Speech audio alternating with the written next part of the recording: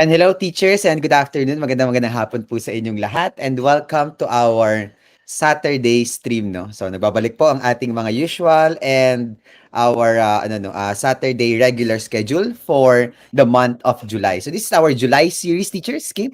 At ano tayo, no?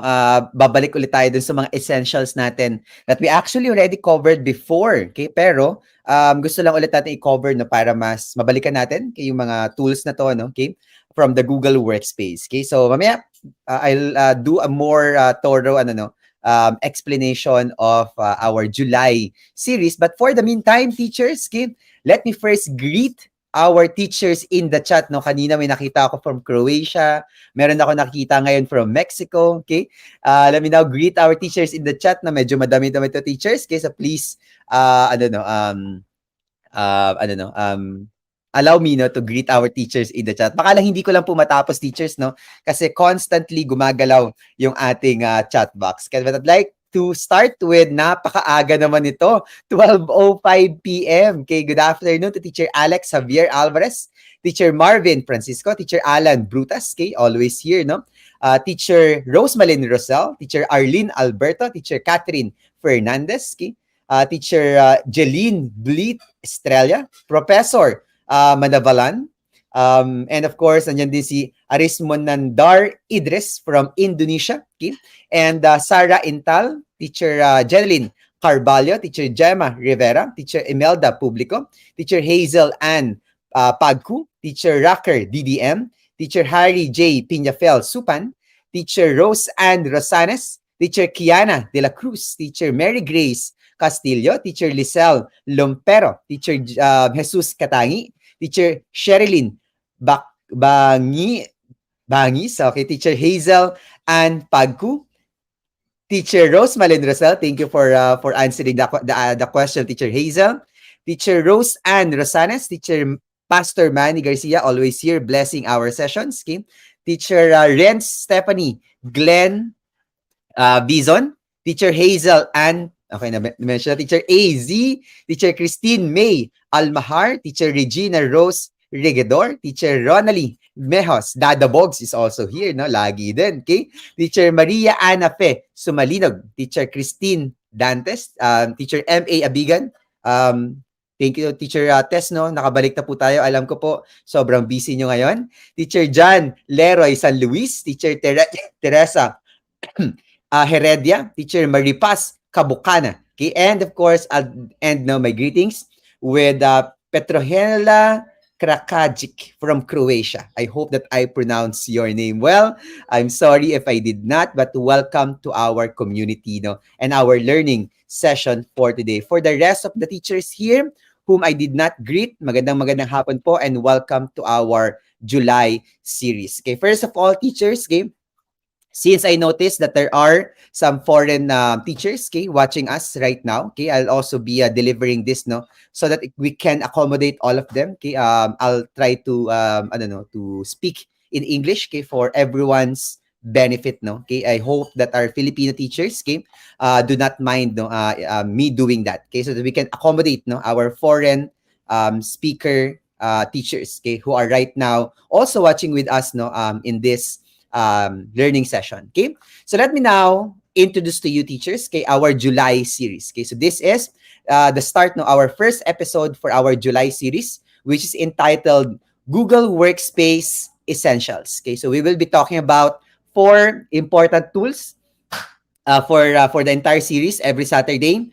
Today we'll be talking about Google Drive, okay, and then we'll talk about Google Classroom, Google Forms, and Google Sites. Okay, so those are the 4 essential Google Workspace tools we'll be covering for the entire July. Okay, yes, every Saturday lang po ang ating sessions, no, for July series. Kasi meron tayong mga CPD program in between. Okay, and of course, no, as you know, Sir Franco already get back to work, and weekdays are again, no, are once again very much preoccupied. Okay, so we're reserving our training sessions every Saturday. Okay, so welcome to our first session of our July series. Okay, Google Drive complete walkthrough. No, this is a 2022 version. We already have a version in 2020. That's couple of years back, no. So we will reiterate, no, some of the things about Google Drive. Okay, at the same time, we will be highlighting, no, the added and change, no, what changed in the Google Drive that we have right now. Okay, so yun yung mga pag-uusapan natin para sa araw na ito. Okay, so once again, I'm Franco Nicolo P. Adun. I'm a Google for Education certified trainer, coach, and innovator, and also one of the administrators of Kaagapay Teacher Support. Okay, and welcome. Yes, no, ayan. Teacher Fresha May Dalumpines, no? Good afternoon. This is my first time po. Looking forward for learnings on webinars like this. No, hope that we do not disappoint you, Teacher Fresha, and you actually learn, no, and get something out of our session for today. Okay, so let us begin, teachers, okay, our exploration of Google Drive. Okay, so for our session flow for today, para lang we are all on the same page, teachers, okay. The first one is that we have 3 important, actually 4, no? 4 important things to talk about and to cover for today, okay? We'll do introduction to Google Drive, okay? And then after that, we'll do an access management and sharing capabilities of Google Drive, okay? And then we'll move on to the special features of Google Drive, okay? And lastly, we'll have, before the open forum, no? Isisingit ko na rin yung practical uses, the strategies, no, where you can use Google Drive for teaching. Ayan, wini-welcome na ng community natin si Teacher Fresha May, no? Okay, Teacher Fresha May, our community is very, very tight-knit, no, as a community, no. We actually, most of us here actually already know each other, no. We have been here for almost more than 2 years, no, if I'm not mistaken, since 2020. Okay, so and going strong, okay, ika nga ng mga ibang tao. Okay? So that's going to be our coverage for the teachers. Okay? So let me begin first with a discussion on cloud computing. Okay? Kasi napakahalaga nito. Before we even talk about Google Drive, pag-usapan muna natin, teachers, no, ano nga ba ang cloud computing? Kasi si Google Drive is actually one of the tools, no, okay, that is on the umbrella of cloud computing. Okay, so this is basically, no, what governs the idea of Google Drive, no, cloud computing. And we want to answer the question, how does it impact education in the 21st century? Question mark, no? Apologies for that, for forgetting that, okay? But that's our big question, no? With this cloud computing trend, no, in education, how will it impact education? Okay, that's our very uh, important, essential question that we have to answer. Okay. Now, before we do that, let's first define, no, okay, what is cloud computing. So, simply put, cloud computing is a delivery of computing services, including servers, storage, databases, networking, software, analytics, and intelligence over the internet or the cloud, okay, to offer faster innovation, flexible resources, and economies of scale. Okay, this is actually from Assure, no, okay, website, okay. So when we talk about cloud computing, no, or cloud services, we're actually basically saying, okay, that we are putting the computing services, okay, whatever that is, no, your servers, your storage, databases, networking, software, analytics, and intelligence primarily over the internet. Okay, that everything, when you say cloud computing, no, you're putting your processes, okay, that is accessible, no, via the internet, okay? As they call it, the cloud, okay? Kaya yung ibig sabihin ng cloud computing, okay? So when you put things, okay, when you push things, okay, into the internet, no, into the cloud, then you are basically doing, no, cloud computing, okay? And teachers, okay, this is a trend that we could no longer avoid, okay? As they say, you know, this is an inevitable aspect of the 21st century education, okay? And let me tell you why, okay? Siguro yun yung big why, no, okay? Why is cloud computing now also a trend in education, okay? It's because it's a trend in our society, okay? That's how simple it is, okay? More and more companies, corporations, okay, operations, no, in our society, okay, are now being done in the cloud, okay, or using cloud computing, and therefore, as an educator, okay, or as an educational institution that's meant to prepare our students, okay, for the future or for the time that they'll be employed, we have to make sure they are capable of using or have experienced cloud computing. Yan ang most important connection to that. Okay, why cloud computing is also, no, becoming a trend in education. Okay, now when we talk about cloud computing, no, what are the benefits that we can actually get from this? No, why subscribe to cloud computing for education? And these are some, no, okay, some of the benefits of cloud computing. Actually, in general, no, hindi not only in education, okay, but in general, number one, cost. Okay, it actually it actually demands less, okay, expenses. Okay, well, some institutions, no, some schools, some educators that thinks that why is it more less expensive while we're actually buying more things, like we're buying servers, we're buying more internet, or expanding our internet, we're buying licenses, such for example for Google Workspace. So how is that more cost effective? Teachers, okay, those things are what we call investments, okay? Yes, no, initially, you will have to expand your internet connection, papalakihan mo yung, you have to increase, no, your bandwidth capabilities, okay?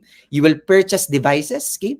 You will purchase licenses for certain applications such as Google Workspace for education. But in the long run, teachers, okay, those things becomes now your investment. So it will now remove, no, resources that needs to be bought every time. Say for example, that the simple idea of like not printing papers, such a big I don't know, saver for companies, okay? Because if you, for example, do, no, cloud computing, okay, you can actually send documents, no, online, okay, without like really printing them anymore, and that's a big saver. You don't need to buy printers, you don't need to buy bond papers, etc. So in the long term, it's much more cost effective. Okay, of course, a global scale, no, okay, having your operations, okay, operates online, okay, you can actually have this information, no, okay, all of this engagement, no, to be scaled no into the global scale. Okay, you can actually share it with people from other schools, from outside of the country, etc. Say for example, you created like a program, okay, for your school. Okay, and then you wanted this program to be also implemented in another school. You can easily do that by sharing your files, okay, online to them, okay, without even them having being invited here in the country, okay, and actually witnessing your project, no, okay. We don't need to do that anymore, okay. Cloud computing can do it for you, okay. Performance, okay, overall product, the performance in terms of your processes, okay, will definitely improve, okay, because it will change, no. Cloud computing directly changes, okay, how you do things in your institutions, okay. In this particular, our schools, no, in the Philippines, okay. Of course, security. Some this is like a debatable thing for many. They're thinking that having your files being sent online, okay, or having your operations being done online, no, is a less secured platform. But in actuality, teachers, okay, having your files, for example, stored online, okay, such a much more secured um platform, okay, compared to having it like in a USB or an external drive or maybe in your computers, etc. Okay, so in general, no, totally in its totality, okay, having your files online, such as in Google Drive, okay, makes it a lot safer. Not to mention that Google Drive actually has a very strong encryption level, no, a double encryption level that protects our files, no, and prevents no any unwanted access to our files, okay. And of course, isa sa pinaka-classic example ko when I'm explaining why your files are more secured on the cloud is that, say for example, your files are in a cabinet, no, printed and in a cabinet, okay, and suddenly, of course, no, we hope that it won't happen, okay, but just in case, for example, a fire breaks out, okay, so automatically all of those files, no, okay, are now going to be not retrievable kasi nasunog na sila, okay? While, for example, if your files are online, okay? So regardless, for example, kahit masunog yung computer or magkaroon ng problem with your computers, your files remains to be accessible, okay? And that is what what the security provided by cloud computing for us, okay? Speed, napakabilis, okay? And the classic example for these teachers, no, is that, say for example, you are working on a document, no? Okay, and diba normally when we, for example, as teachers, okay, we know that whenever we create, for example, a lesson plan, it needs to be checked, okay, by our supervisors and sometimes even the principal, okay, and that takes time, no? Passing the paper, having it corrected, it goes back to the teacher for correction, goes again, no, to the supervisor, etc. But now with your cloud computing, okay, since in cloud computing, no, simultaneous editing of documents is possible, okay, those like processes, no, of like passing papers, checking it, editing, etc., becomes so much faster. Okay? Mas madali mag-edit ng documents ngayon, no, online. Okay? And of course, yan, sabi nga ni Teacher Hani RP, no, napepeste din ng daga sa cabinet yan. Meron ka pang kalaban na environment. Yung ulan, moist, okay? Yung init, yung, again, no, rat infestation, etc. No? Okay? So, again, those things are going to threaten your files overall. Of course, reliability, no, overall, okay? It provides so much reliability in terms of like access, sharing, and using your files, okay? And of course, not to mention, okay, the last one is of course productivity, okay? It increases productivity, teachers, no, okay? Having your files online. Say for example, okay, you are walking, no, to school, okay? And you need to access the file, okay? Most of the time, no, for us to be able to access our file, okay, we need to go to our computer, open it from our computers, okay? But with cloud computing, teachers, okay, you can easily access your files across different devices. So regardless of where you are, say for example, nasa bahay ka, nasa work ka, you're traveling, no, in a bus, in a car, etc., okay, you can always access your file, okay? You can always manage your files, teachers, and that is productivity, okay? Because it allows you to work on your files, okay, anytime, anywhere you want across different devices. Saves time, according to Teacher Desiree Dino, no? And of course, no, yan, okay, personal experience from Teacher Jesus Katangi, no, having files secured in Google Drive saves him so much, no, when his laptop crashed daw, okay? So yung mga ganong klase ng instances, no, are being solved, no, and of course, addressed, okay, by cloud computing. Yan, si Teacher Alfred din, no? Yup, I do backup files on my Google Drive, okay? Congratulations po for using Google Drive that way. Okay, so that's the context, teachers, no? And that's where Google Drive is coming from, okay? That is where Google Drive is coming from as a tool, okay? Based on the trend on cloud computing, okay? So let's now proceed to Google Drive, okay? So what exactly is Google Drive, okay? So when we talk about Google Drive, teachers, we're talking about a cloud storage, okay?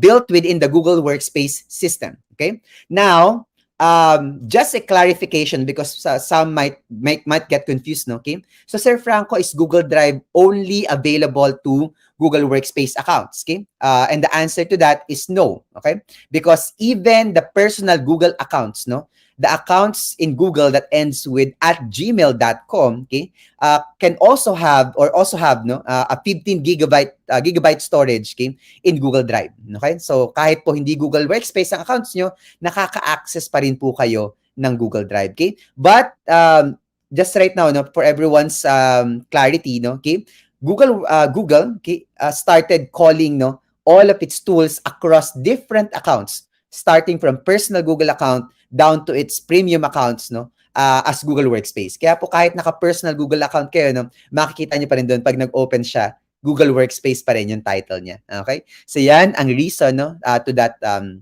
idea, no, okay, of Google Workspace. But again, regardless of your account in Google, a Google account will always have an access to Google Drive. Okay? Yan. Okay?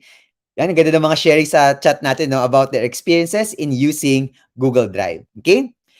Next, teachers, okay, of course, no, to access your Google Drive, okay, our access point is drive.google.com. Okay, so if you want to access your Google Drive via browser, okay, so open your Chrome and then type into your URL, drive.google.com should bring you to Google Drive. Okay, a pro tip lang for everyone is that to best access your files, okay, make sure that your Google Drive is sync with your with your Chrome, okay? So that when you access your files, no, across different devices, no, in your mobile, in your laptop, in your desktop, okay, you'll be able to access any files whatsoever. Yan, tama, no, according to Teacher Desiree, #accessible anytime, anywhere, okay? And that nothing is more convenient than that, okay?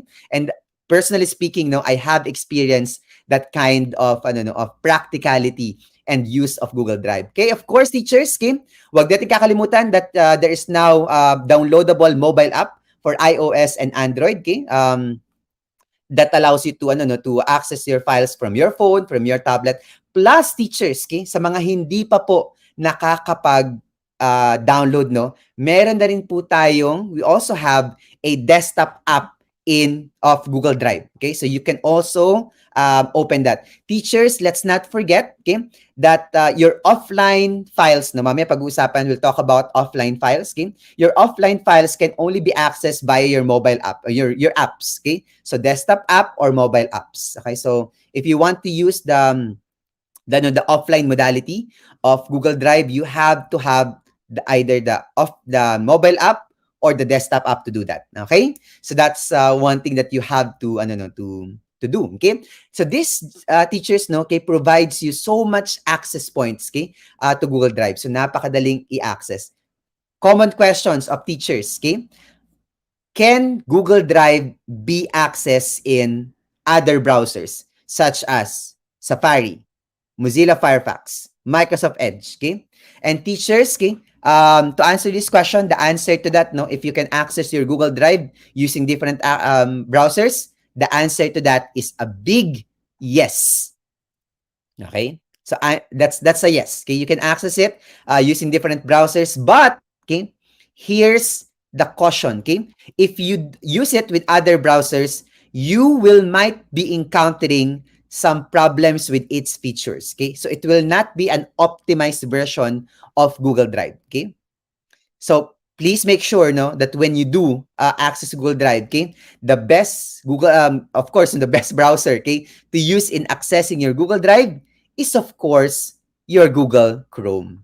Okay, so while you can use other browsers, it's not as recommended. Okay, we always still recommend pa rin using your Google Chrome to access your Google Drive, okay, or your mobile application, Google Drive applications. Okay. Yan, ang ganda ng mga sharing. So please keep sharing your experiences with Google Drive. Okay? Just a comparison, teachers, okay? So that we all have a proper understanding. Okay? Right now, just right now, teachers, no, saktong-sakto ang discussion natin about Google Drive, okay? Because just now, July 2022 is the completion of the rollout of the announcement of Google, no, that was made in 2021, okay? Removing the unlimited storage. Okay, yan. Oh, marami pong nalungkot diyan. A lot of teachers, no, clamored for rethinking about this policy, okay? But it's been finalized by Google, okay? We no longer have an unlimited storage, okay? So now our storage, okay, which is across all accounts now, okay, by July 2022, okay, for fundamentals to standard to plus, okay, we all have what we call a 100 terabyte pooled cloud storage, okay? Now, some teachers might be asking, Sir Franco, what does it mean when we say cloud pooled storage? Okay, it means, teachers, okay, that your entire community or your entire domain is sharing over 100 terabytes. Okay? Teachers, hindi po yan maliit. Okay? Hindi na po siya unlimited, pero hindi rin po yan ganon kaliit. No? Malaki na rin po yan, teachers. 100 terabytes po yan. Okay? Now, when we say now that it's pooled, okay, so all users in your domain will be sharing that 100 terabytes. Okay? So if, I don't know, naubos yan ng community, then hindi na po kayo makakapag-add ng new files, okay? At kahit po makapag-send ng mga emails, okay? Kaya ingatan po natin. Let's make sure that we manage our files, okay? Share our files properly, okay? So that we don't get to consume that entire 100 terabytes, okay? Ang difference lang po sa Education Plus, okay? Meron silang plus 20 gigabytes per license. Okay? So meron silang additional extra storage for each user po ng Education Plus. Okay? So yeah, teachers, mamaya pag-uusapan din natin no, yung file management, okay? Kasi while it's no longer unlimited, no, okay, malaking bagay po, or it will actually help us if we can manage our files properly so that we do not like consume all the 100 terabytes. Okay? Teacher Andrea, as long as this is your Google Workspace accounts, yes po, that's free for all, yung 100 terabytes na yan. Okay? Ngayon, some teachers might be asking, okay, because we know that DepEd accounts no share the same URL, same backend, no? So deped.gov.ph, okay? So Sir Franco, does it mean all of the teachers in the country, okay, using Google deped.gov.ph is only sharing 100 terabytes, okay? The answer to that question is a no, okay? So Sir Franco, how does it happen? Okay, it's because, okay, let's not forget, okay, that even if our DepEd teachers, no, okay, those who are using deped.gov.ph, okay, are using same domain, okay, you are actually partitioned in different divisions, okay. So, ibig sabihin, okay, your 100 terabyte, no, is for your division, okay, or whoever is managing your accounts, no, in that community, okay. So kahit deped.gov.ph po kayo, okay, meron pa rin po kayong mga sari-sariling mga domains, okay, na where the 100 terabytes is allotted. So don't worry, not all teachers in the country no using deped.gov.ph is sharing that 100 terabytes, okay? Medyo mahirap po yun kasi saglit lang yan, no? That's going to be very, very problematic for our DepEd teachers, okay? So no worries, that's not the case, okay? So you are safe. Okay? But of course, mamaya pag-uusapan pa rin natin about file management para makatulong po tayo no, sa pagmamanage ng mga files natin. Okay? Now, with these capabilities of Google Drive, no, what does it mean for teachers? What does it mean for all of us? Okay, as educators. Okay, now as educators, okay, this is what Google Drive will bring for you. Okay, or what will you will benefit from Google Drive. Okay, the first one is that access to file across different devices. Okay, so hindi tayo mahirapan. Okay, so now it provides more inclusivity for your school. Okay, kanyari hindi kaya lahat ng students bumili ng laptop, kaya nating i-access yung files using mobile phones. Okay. Say for example, your school no implemented a tablet for use. Okay, we can still access your files. Okay, so regardless of the devices you'll be using for hybrid learning or online learning next year, Google Drive can be used for all of those. So wala kayong magiging problema. Okay. Second, portability of files. Okay. Given that your files are in the cloud, no, okay, it's not like in a physical storage, okay, your files can easily be brought no from one place to another, okay. Actually, hindi nga siya dinadala, no, you can easily access it from anywhere, okay. So that makes your files no much more easier to share, much more easier to collaborate on, etc. Okay, and that's again no, one of the important benefits of Google Drive. And of course, okay, files are not stored in your device, okay? And therefore, if that's the case, teachers, okay, then your device no are safe no from slowing down. Kasi alam natin kung gaano nakakabagal yung mga files natin sa ating mga devices. No? So for example, your photos, your videos, okay, etc. Okay? Yan ang ating teachers, no? Okay, benefits okay, from using Google Drive. And of course, yung shareability of files. Okay? And what do I mean okay, when I say your files are shareable? Okay? Practically anything that you put in Google Drive becomes shareable. Okay? Regardless of what file format that is. Okay? Google Drive does not really does not discriminate any file format. Okay? You put it in your Google Drive, Google Drive makes a link for it, and therefore your file now becomes shareable. That's a promise. Okay? But of course, teachers know, just a reminder, okay, not all your files can be opened locally in Google Drive. Okay? So only files that are compatible no, to Google Drive can be opened. But the rest, okay, you can still send or share with other people. Okay? That's again no, the beauty and benefits of Google Drive. Okay? So overall, teachers, okay, when we talk about Google Drive, allows files for files to be shared, viewed, and edited simultaneously in real time. And that would mean, teachers, okay, that all your all your files are shareable. Okay, documents can be edited simultaneously.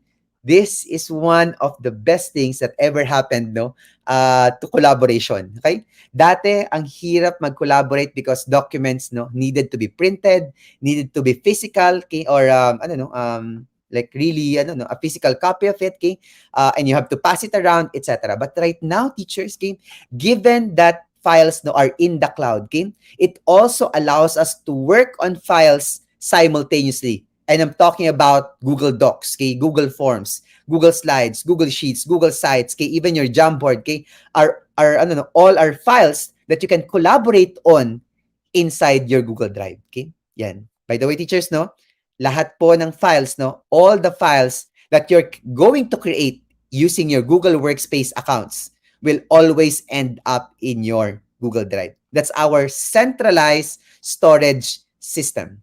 Okay?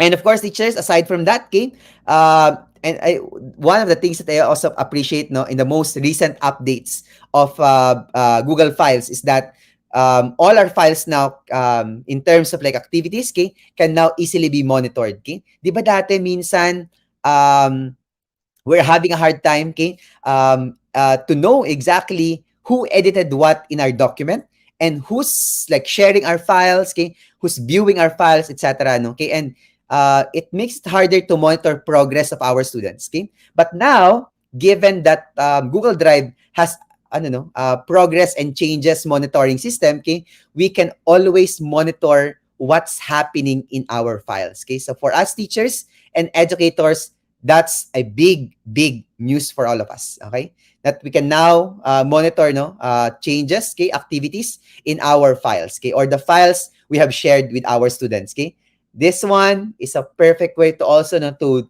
deter, okay, or prevent students, okay, who are social loafers, okay, or yung tinatawag nilang freeloading. So say for example, you have a document, no, you have a research, okay, you can easily see who are the students, okay, contributing to the file or to the document and who's not doing it. Okay, that's the beauty, no. So we can now definitely, no, intervene to help those students, okay, who are not actually doing anything. Okay, tsaka meron na rin tayong evidence, okay, of their performance. No, oy, hindi ka nag-submit o hindi ka nag-contribute sa group project nyo, okay?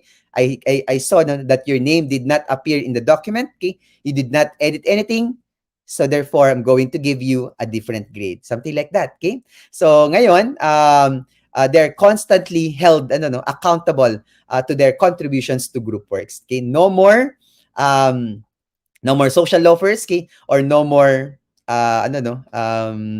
freeloaders, okay, in our for our students, okay, in our classes. Okay, and so teachers, no, yun yung mga benefits ng Google Drive, okay, for all of us, no, okay, as educators. Okay, now let's go to um let's go now to sum up to the to the access, management, and sharing of files in Google Drive. Okay? Now, teachers, I might not be able to I might not be able to answer your questions directly. So please, or immediately. So please keep your questions first, okay? And I will try to address them later on. Okay? So you can post the questions later on during our open forum. So for the meantime, okay, we can first, no, focus on discussion because I'll be shifting monitors. Okay, I'm not using a two-screen monitor, two screens now. Okay, so it will be hard for me to monitor the chats as well. Okay, so let me now proceed, no, to our discussion. Okay, our first set of discussion, which is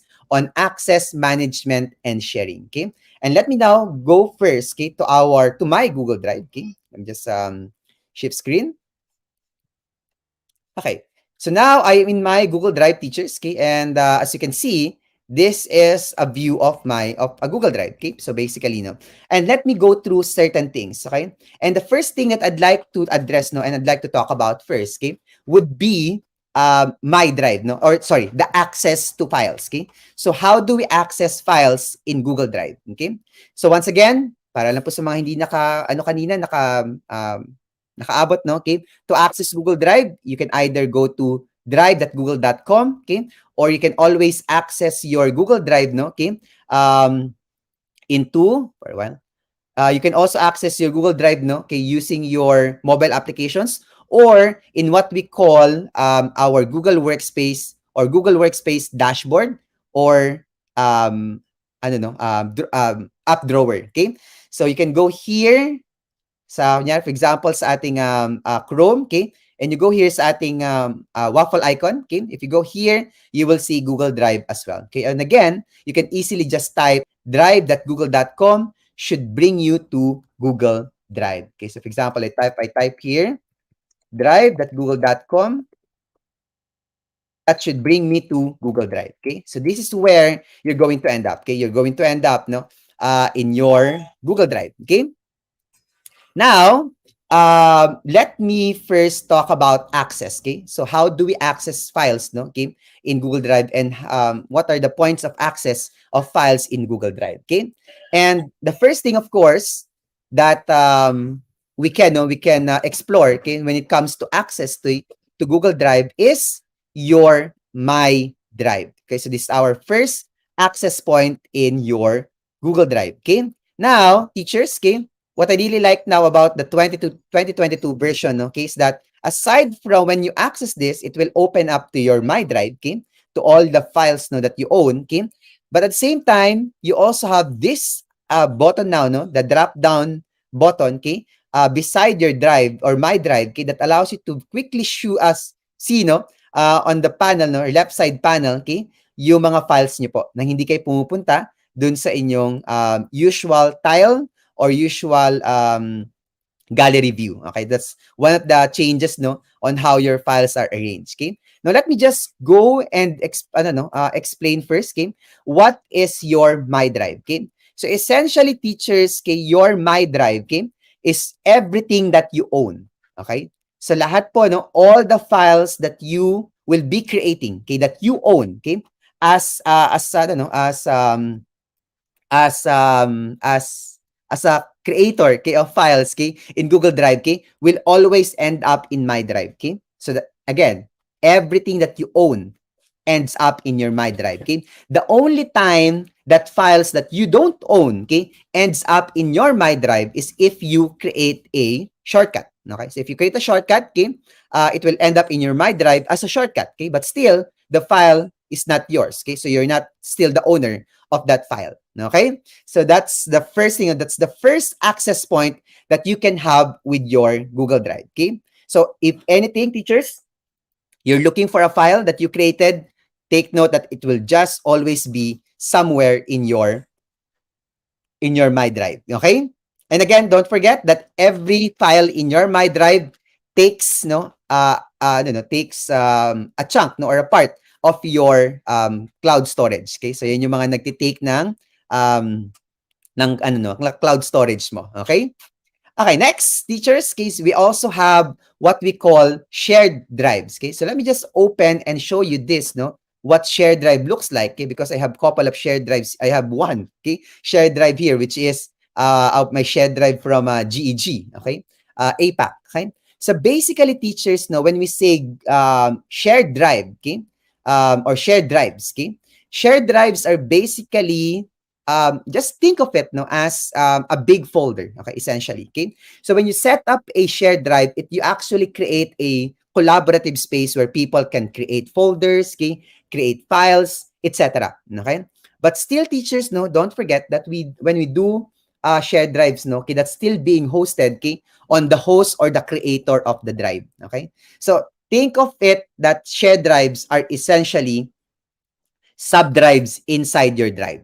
Okay, so that's basically how it's happened. Okay, now what's the difference, Sir Franco, between a folder, okay, or a mere folder compared to a shared drive? Okay, now a shared drive, teachers, no, okay, allows for more collaborative activities. Okay, it allows your users to create folders, okay, inside your shared drives. Okay, and of course, no, share content better. Okay, and of course, the permissions are also better, no, in a shared drive, okay, which allows your users, okay, or your participants in that shared drive, okay, to collaborate better compared to a folder. Okay, so mas flexible, I would say, mas maraming benefits, no, if you're using a shared drive for your collaborative spaces. Although, okay, let me just inform everyone, okay, teachers, okay, that not all users, no, will be able to access shared drives, okay, or create shared drives. Okay, well, the reason to that is that it also has something to do with what we call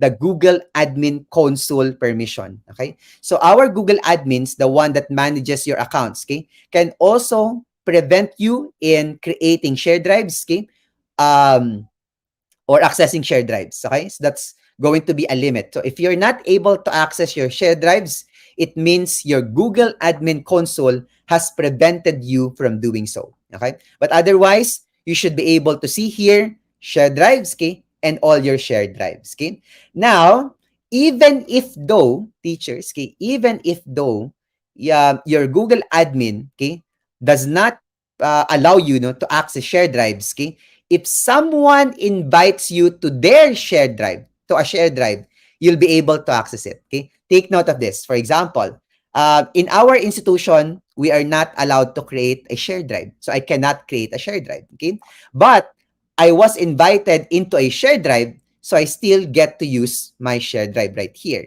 So nakikita ko pa rin yung shared drive ko at na-access ko yung drives that were shared with me. Okay, so that's just a reminder, no? Okay, so kahit hindi kayo allowed gumawa ng shared drive, you can still collaborate and join other shared drives, teachers. Hindi lang talaga kayo makakagawa ng sarili nyo. Okay?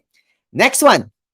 Next access point to files. Okay, so you also have what we call shared with me. Okay, so what's there? What's in your shared with me? Okay, so basically, teachers, okay, files, no, that you do not own ends up in your shared with me.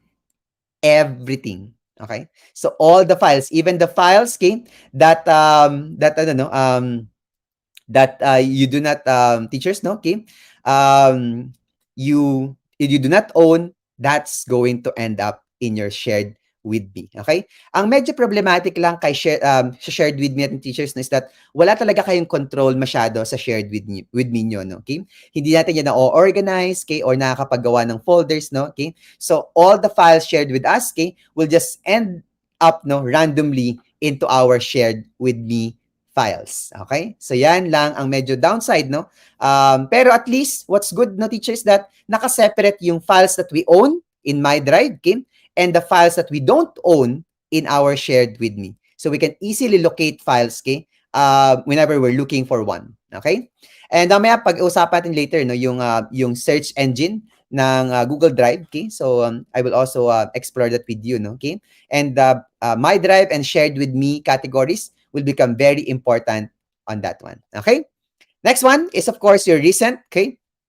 So your recent files naman, teachers, okay? These are the files that you have recently opened. Okay? So basically, okay? So that helps you easily access the files because you have either opened it this morning or earlier, like a couple of hours ago, okay? So you can always easily go back to your files, okay? And that allows us so much productivity and so much, better performance, faster performance overall because we can easily access our files, okay? And, okay, of course, teachers, okay, isa rin, no, sa mga access point natin sa mga files natin, okay, would definitely also be our trash bin, okay? So, pakita ko lang to teachers, no, kasi ang trash bin po natin has a special, okay, feature, okay? So, yung trash bin natin, okay, is capable, no, of storing your files, okay? Sorry for that, okay? Storing your files, okay, for what ano? For 30 days, okay?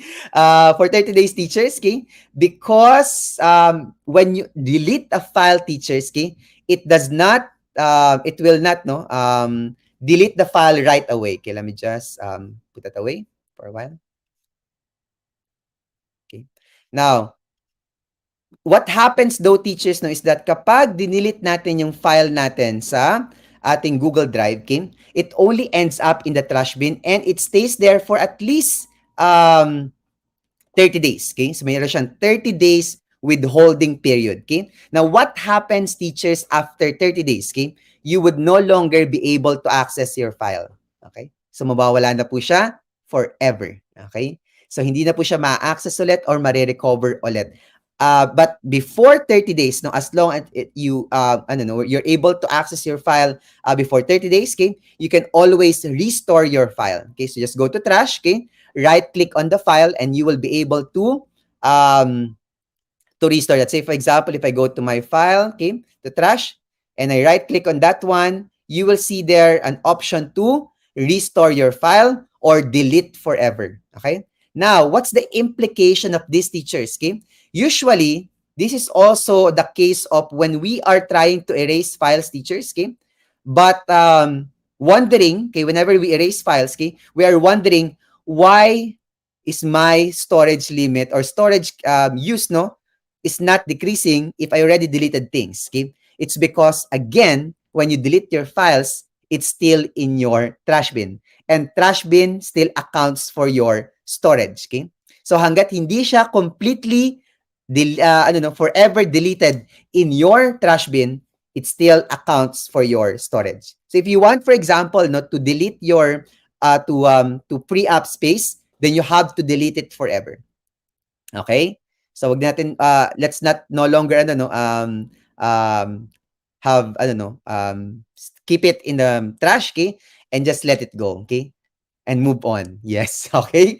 Let it go and move on, okay? So that it will free up some space, okay? So again, similar lang yan sa mga pinagdadaanan natin, okay? So if you want to free up space in your life, okay, let it go, okay? Similar in our Google Drive, okay? Now, that's for our trash bin. And the last one, teachers, the last access point, where you can access your files, okay? Or we can easily search for your files, okay? Is via our search bar, okay? So meron din tayong built-in search bar sa loob ng ating Google Drive, which is very powerful, no? Okay? Baka lang hindi natin siya masyadong ginagamit, pero teachers, I'm telling you, this search bar is such a helpful tool, okay? So this one is our search bar now that's going to be on top of our Google Drive, okay? So you can see there yung bar, no? Search in Drive, okay? That's our built-in search bar, okay? And what's good about our search bar is that it has a filter options, okay? So if you go here and click on this button right here, that button, okay, that's actually your search options. When you click that, you can actually filter the way you want, sorry, okay. You can actually filter, the way you want to search for a file, okay? So pwede ka mag-search ng file based on type. So for example, you're looking for any presentation, okay, like that, okay? Photos, images, documents, spreadsheets, presentations, or other files, no? Okay, that is like very convenient, no, when you're searching for files, no. And here's another thing, teachers, no. Okay, this one has a magical capability, okay, because now, okay, the search capabilities of Google Drive has been improved, okay, that when you search for words, okay, you're no longer just searching for words in the file name. Okay? Now, your words, no, kahit sa loob ng document, pwede mo na itong hanapin. Kasi minsan, di ba, naghahanap tayo ng mga files, okay? At minsan, okay, hindi natin matandaan, okay? Or we can't remember, okay, the file name, okay? But now, using the search bar, okay, if you can recall any keywords inside your file, like the title of the presentation maybe, or the title of the document, or any keywords in the document that can help you search for it, Google Drive will look for it. Okay?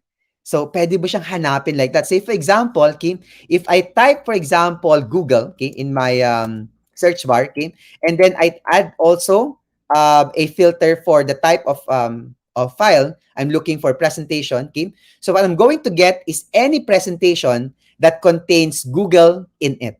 Okay? Not only in the file name, but also in the presentation itself. So look at that, no? Okay, how amazing it is, how good it is, no, to search for files, okay, inside your Google Drive. Okay, so that's how we use, no, that very powerful, okay, search bar, okay. So madami pa yung teachers, pwede ka rin mag-search, no, based on where it's located in the trash, starred, or encrypted files, okay. Pwede mo rin hanapin yung mga files that when it was modified, okay, etc. Or time of modifications or changes, no, okay, etc. Okay? And of course, teachers, dahil meron na rin tayo ngayon, may mga documents na tayo for approval, okay, or for request, okay. You can also see it here, no, yung mga files that you have requested or the files that you ask for approval, no, okay, or meron siyang approval yung files na yun. Okay, and of course, okay, pwede ka rin mag-search by email, etc. Okay, so napakadaming filters, no, na pwede nating gamitin in searching files, okay, in our Google Drive. Okay? So hindi na tayo mahihirapan maghanap ng files natin kay Google Drive. Okay? That's for access to our files. Okay? Now, let me now go to our next one, which is file management. Okay? So meron ding dalawang of course, no, meron dalawang key features, okay? Actually, this is both for access and both for management, okay?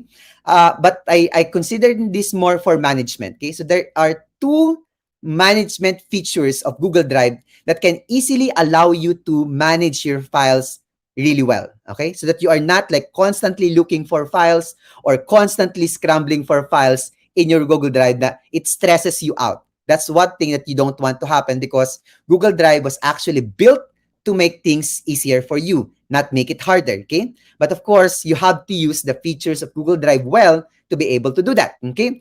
And one of the really good features now of Google Drive that allows you to manage your files better is using the priority, okay? What is that priority? Priority is this one. So you have this one, okay, that allows you to create priority files, okay, or group priority files, okay? So say for example, meron ka mga files, okay, that are very, very important for you. I'm thinking for our educators, you might be, it might be like, for example, your unit plan, your attendance for your students, okay? Or department documents, okay? Minutes of the meeting of your department, okay? What else? No, example, class list, okay, of your students, okay, or your classes, etc. So those are files that are very important to you and you need to access every time. Okay. And if it's just in your My Drive, it could be like really problematic accessing those files. Okay. So what you do, teachers, is you go to this priority. Okay. When you click that, okay, you can now actually build what we call workspaces. Okay. So this one works like this. It's as if it's like a folder, okay, but it's not in an enclosed folder, okay. It allows you to curate 20 files. Now, if I'm not mistaken, no, you're looking for 20 files, okay? Or 20, sorry, 25 files, okay, at any given workspace, okay? So say, for example, I would, no, create a workspace for Kaagapay teacher support, okay? Okay? For this demonstration, okay, ganun lang kadali gumawa ng workspace. Click mo lang, create a workspace, then put a name, create, okay? And you will now be able to create a workspace, okay? So what happens now, teachers, is that I have now a workspace right there, okay? So what I can do is to open my workspace. Let me just zoom out, okay? And you can now start adding files. Say, for example, I'm going to add files for from my file, no, from for Kaagapay teacher support, okay? And I can search, for example, this one, the evaluation link, no, from the last webinar that we had, okay? And I can easily just select the file, and then on the lower right corner, click insert, okay? And that will now be part of your files, no, in your workspace, okay? So you can see it from there. So what happens now, teachers, is that once you have properly curated, no, files into these workspaces, okay, whenever you want to access your Google Drive and access those files, you will not go to your My Drive. You go straight to your priority, click the workspace that you have created, access the file. That's just practically, teachers, no, I'm looking at 5-10 seconds of access to your files. Walang kahirap-hirap. Okay? Napakadaling gamitin, napakadaling i-access, no, ng mga files natin. Okay? So if you have, for example, no, very important files, that's where you put it there. Okay? Yeah, no, sabi ni Miss Arlene, sana all priority. Ayan, meron na naman. Mga teachers talaga natin nahawa na kay Sir Franco, no, when it comes to to paghirit at saka mga hugot, no. Okay? So teachers, ganun siya, no. We can set priorities, okay? But of course, no, this is only for your files, no, not for any romantic, no, engagements. Okay, so this is only for our files. We can set priorities, and teachers, I'm telling you, it will change, no, how you access your files in Google Drive. Okay? Next one. Next really nice feature of Google Earth, Google Drive that allows you to easily access your files, okay, is yung tinatawag nating starred. Ito, I'm thinking, teachers, hindi nyo masyadong ginagamit to, or minsan nai-ignore natin kasi hindi siya like popular or hindi talaga siya no. Pero for me, this is yet perhaps, no, okay, one of the best features of Google Drive.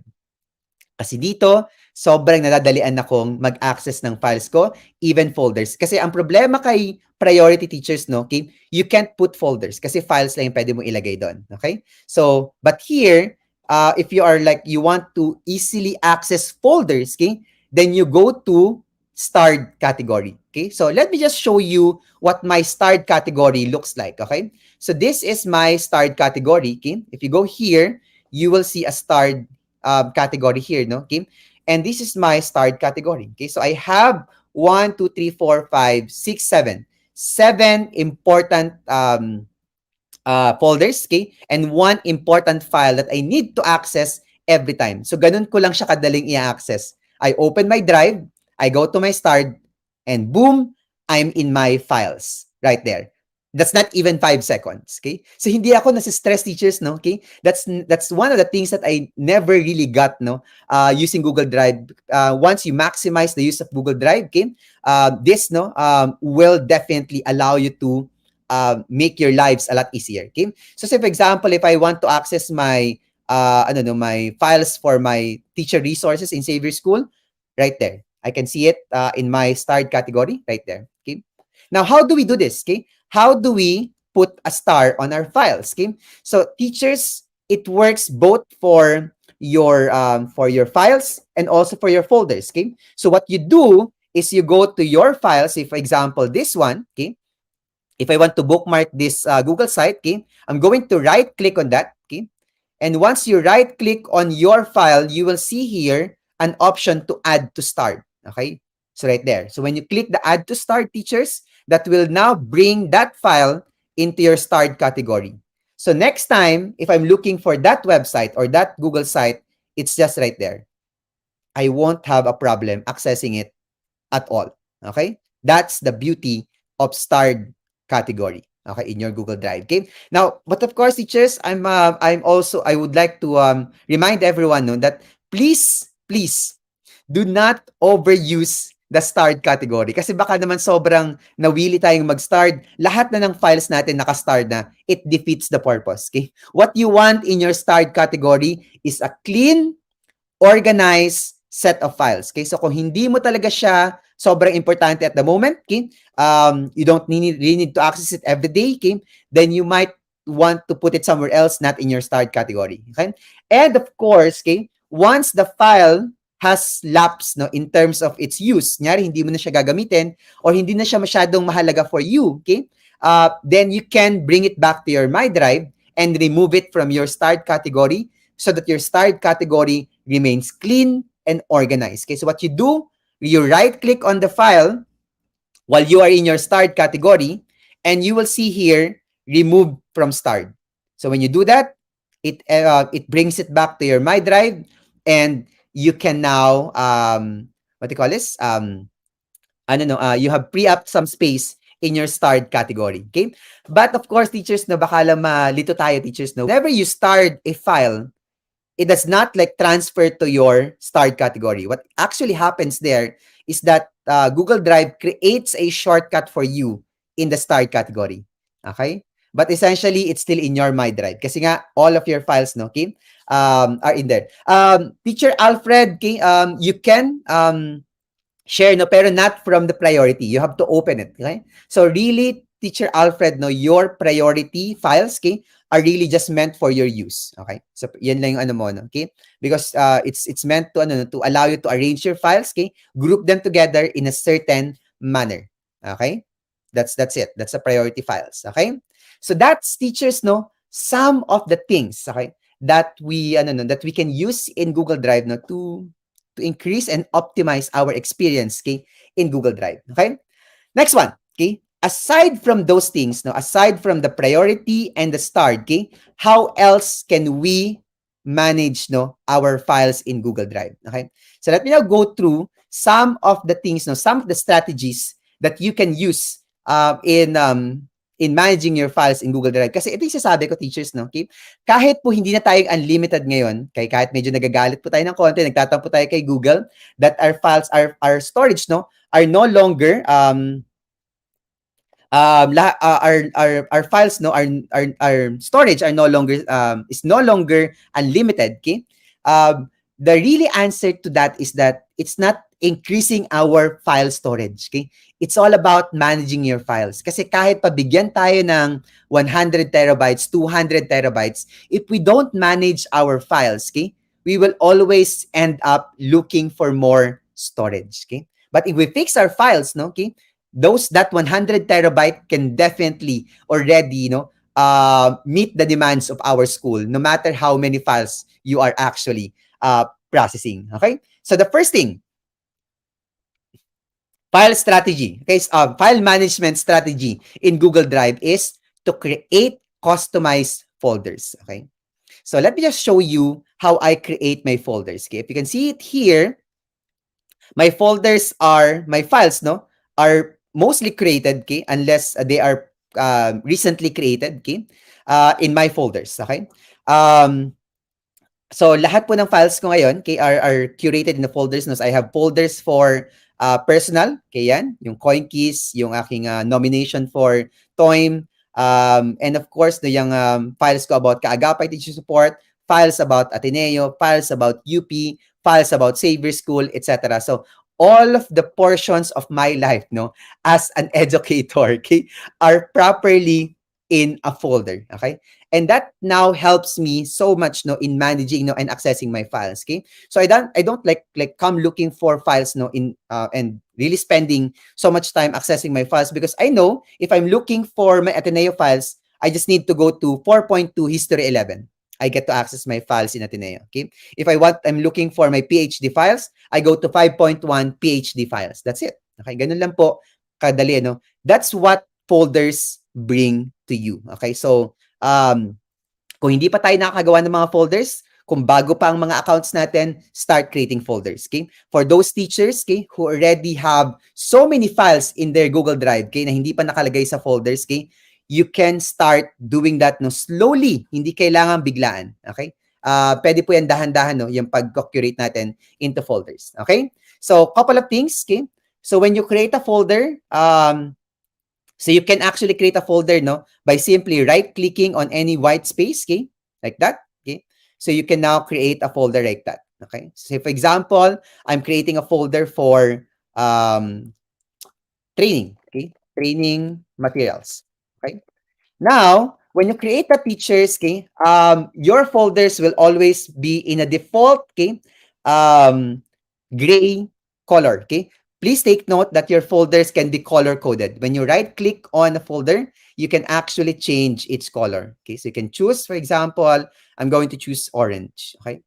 Now, okay, aside from the teachers, no, what I also recommend is that whenever you create folders for in your Google Drive, is that you also build what we call subfolders in it. Hindi yung, for example, no, what I noticed before is that some users of Google Drive, they would create a folder, yes, napaka-organized on the first level, pero pag open mo nung folders nila, kalat-kalat na rin yung files doon. Parang ang hirap na rin i-access ng mga files. So again, it defeats the purpose. Okay? So what you do, teachers, is that when you create a folder, okay, you also try to create subfolders in it to further organize your files. Say, for example, right now, if I open my Kaagapay Teacher Support folder, you will see that my files are further organized into folders. Okay?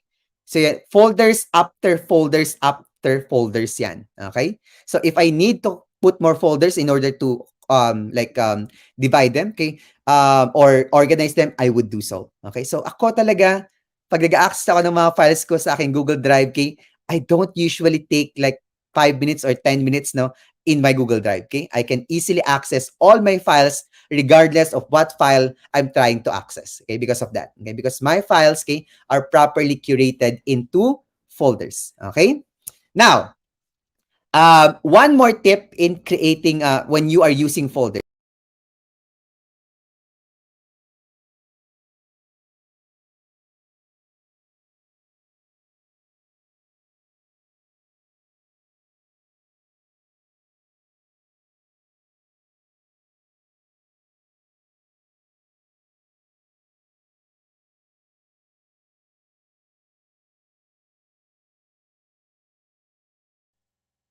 And sorry, teachers. Napa-exit po ako sa ating session. Okay. So I hope teachers, please do do comment in the chat if I'm okay. The screen can be seen, my audio is clear, etc. Okay, baka lang nagkaroon ng problema, no, when I got out. Okay. Ayan. Okay. So once again, another tip, teachers, no. Yeah, nag-stop po ba yan? Nag-comment na si Teacher Emelda.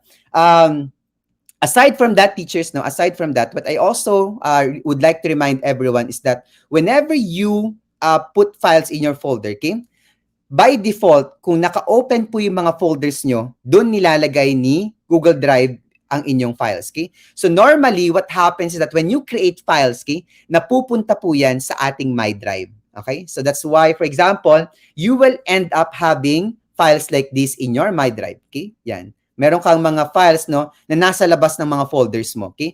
Ibig sabihin, you have created, no, files, okay? Without or not inside the folder, okay? So ang tip ko po sa mga teachers, no, or whenever you create files, okay, is to open the folder first. So say for example, if I have here training materials, okay, before I create a file, I would first open that. Okay? So that when I create a file, the file is being created inside the folder. So it's now automatically being organized no inside that folder. Hindi na po siya kakalat dun sa inyong My Drive. Okay?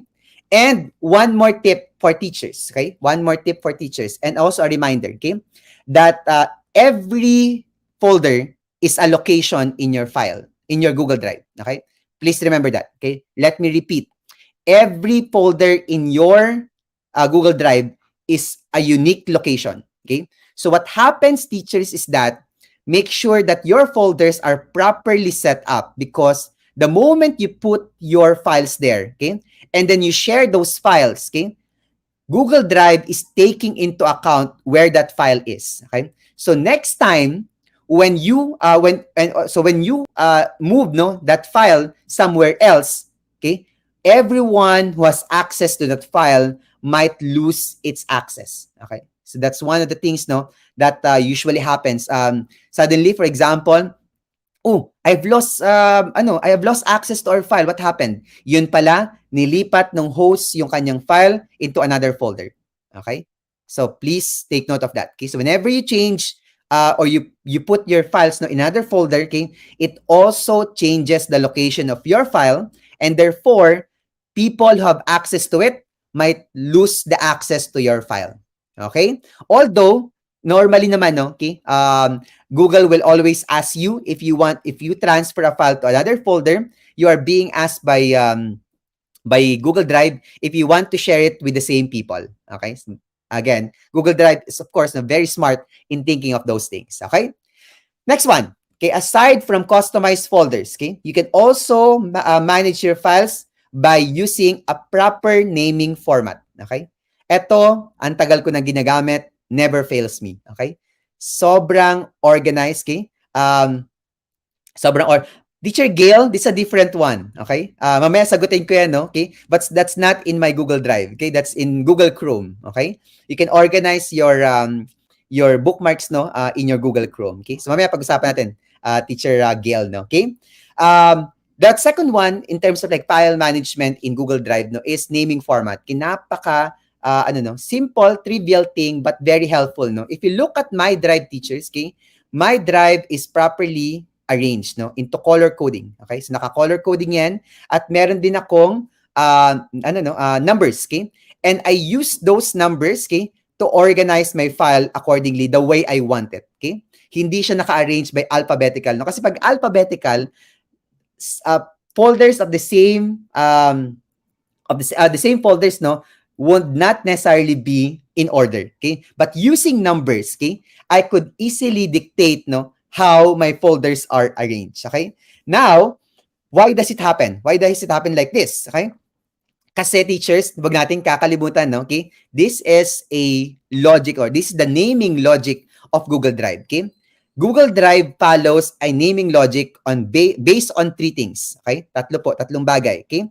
The first naming consideration of Google Drive, symbols.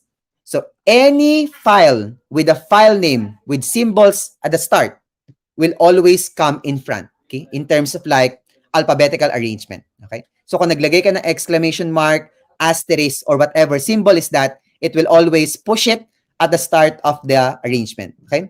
Second naming logic is numbers. That's why I'm using numbers here, okay? So by using numbers, I get dictate how my files are arranged, okay? So hindi siya kailangang alphabetical, okay?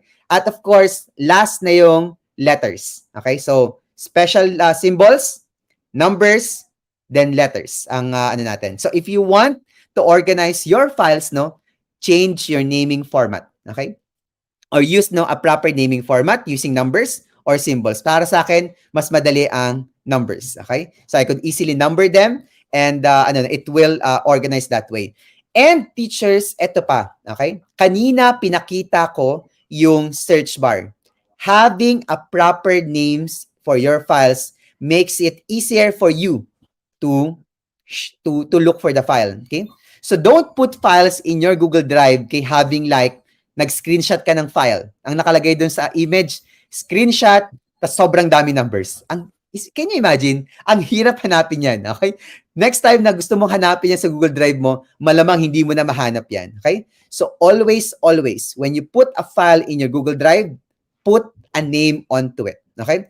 Ako personally, I also try to devise a standard naming format for my files. Okay, so for example, for files related to my school, okay, to where I'm working, I always use school year as the start of the file name. So for example, if this file will be used in school year, so it has a school year 2022-2023, and then whatever file that is. I can also put an underscore or whatever file is that to allow me to access that file anytime. Okay? Yes, no? Para siyang Dewey Decimal System. Yes, teacher Alfred, no? Okay? At teachers, okay, I'm telling you, it will change your life, no? And using Google Drive, okay? Using this, proper naming format. Okay? So that's it. Okay? And of course, the last one, okay, is purge your files. Okay, yan. Okay? Always try to delete files, okay, that are no longer going to be used, okay? Or kaya yung mga duplicates, no? So you can easily search for files at tingnan mo kung meron silang mga duplicates, so you can easily like erase, no? Yung mga duplicate copies na yan, okay?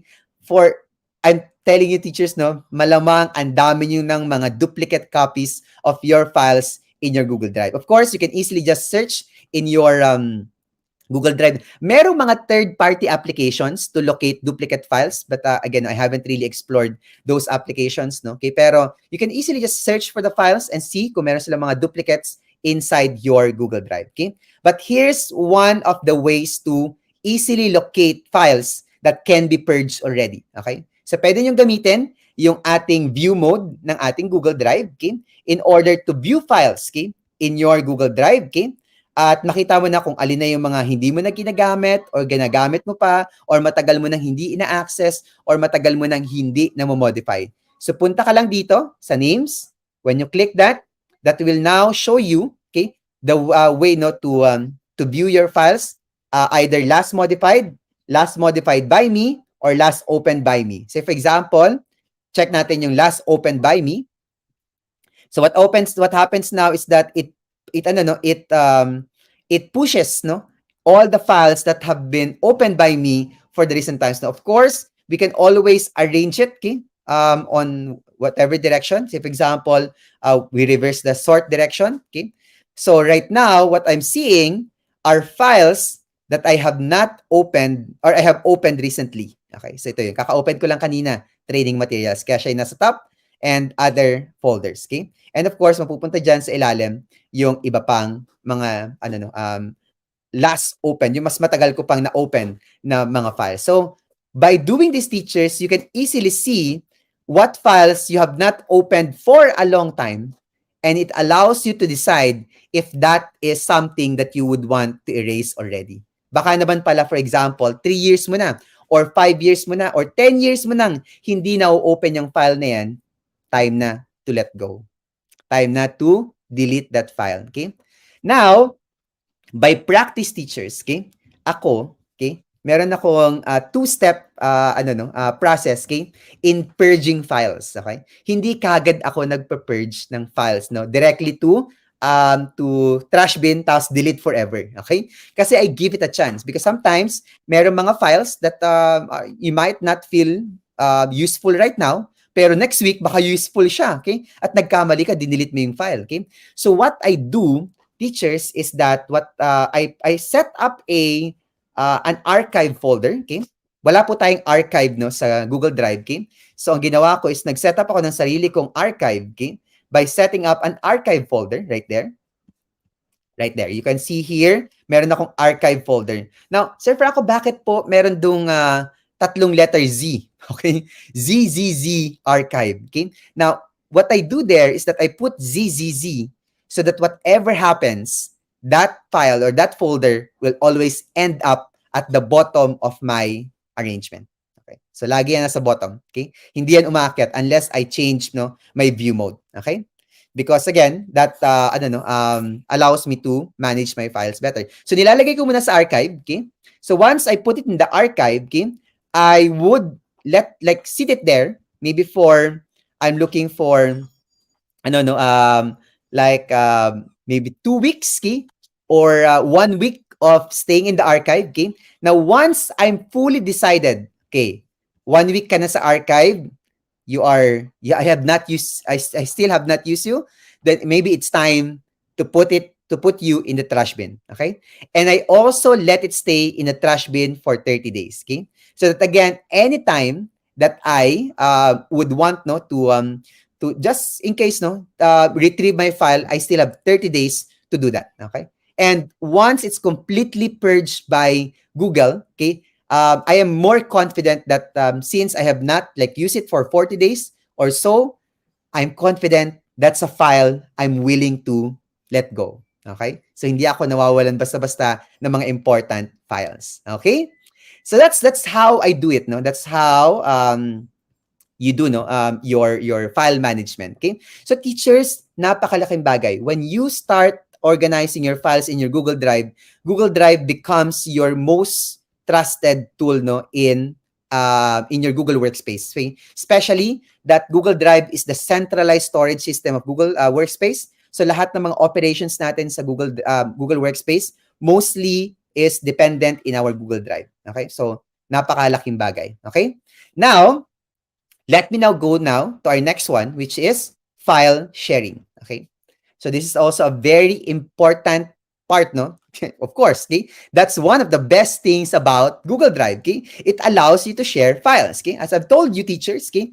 Whatever that is, no? Regardless of the file format, okay? All files in Google Drive becomes shareable, okay? Pero, okay, how do we share? Okay? How do we share files in Google Drive, okay? So files, folders in Google Drive, okay, can be shared similarly. So pareho lang po yan, okay? So the way you share folders, the way you share files is the same, okay? Ngayon, let me just explain a very crucial sort of like algorithm, okay? Or hierarchy in sharing no of files, okay? Take note, teachers, okay? That when you share a folder, okay? The folder now, the sharing settings of the folder will be followed by all the files you put in that folder. Okay? Pakitandaan po. Okay? So for example, you share a folder and the folder is like anyone can edit. So any file that you will put in that folder will now be set automatically unless it's changed into anyone can edit. So take note of that. Okay? That's one rule that you'll have to remember. Okay? Next, okay? Now, how do we share? Okay? So sharing file is as easy as right-clicking on a folder or a file. Say, for example, if I want to share with you, okay, which I will, okay, kasi baka lang po naghahanap din kayo ng mga resources for Google Certified Educators Examination, i-share ko na rin itong link, itong folder na to sa inyong lahat, okay? Now, when you're sharing a file, so you right-click, you have two options, okay? That's share or get a link, okay? Let me first go through with share, okay? And when you share a file, teachers, okay, we have two options of sharing, okay? Dalawa, okay? Dalawang primary options for sharing, okay? The first one is what we call private sharing, okay? Now, Sir Franco, ano po itong private sharing na to? Okay? Akala ko ba i-share natin? Bakit siya private? Okay? Now, teachers, okay, when we say private sharing, okay, it means you are sharing it to a small group of people, okay? So napakaganda nito. For example, no, I'm thinking if you have like departmental documents, documents for your school, documents for your class, okay? You don't want to share it to like a large amount of people. So your sharing is contained within a small group of people. That's what we call private sharing. And private sharing means that you are sharing your file using emails, okay? So pupunta ka dun sa taas dito. So this is where you go and you type the email of the person. So for example, I'm going to type my email in Ateneo, okay? And that's where you share, okay? So now you can see now that my email in Ateneo, fadun@ateneo.edu.edu, okay, has now been recognized and I'm ready to share my file to this email, okay? But take note, okay? take note that when you share a file to a person, okay, or to a group of people, okay, take note that you have what we call sharing or permissions, okay, to your file, okay? So you can still change what they can do. Okay? At gustong-gusto kong ina-explain to kasi minsan nakakalimutan natin. So when you click on the drop-down menu, you will see 3 options, okay? Tatlong options yan, okay? When you are sharing to a person or to a small group of people, okay? Viewer, okay? Wag natin kakalimutan, okay? Viewer can view, make a copy, download, and print your file. So, 4 essentially na bagay ang kaya nilang gawin sa file mo. Hindi lang talaga view yan. Okay? So, they can print, download, make a copy, and view your files. Okay? Commenter, same for, but they can comment on the document. Okay? Of course, no, what's common between viewer and commenter is they cannot edit the file whatsoever or organize the file. Okay? They can't do that. Okay? So they can, for example, if it's a folder, hindi sila pwedeng maglipat-lipat ng files, okay, or mag-create ng files doon sa loob ng folder. That's the limitations that viewer and commenters no will have in your sharing. But of course, kung talagang itong tao na to no is pinagkakatiwalaan mo, okay, you can actually use or set it to editor para they can edit everything, okay?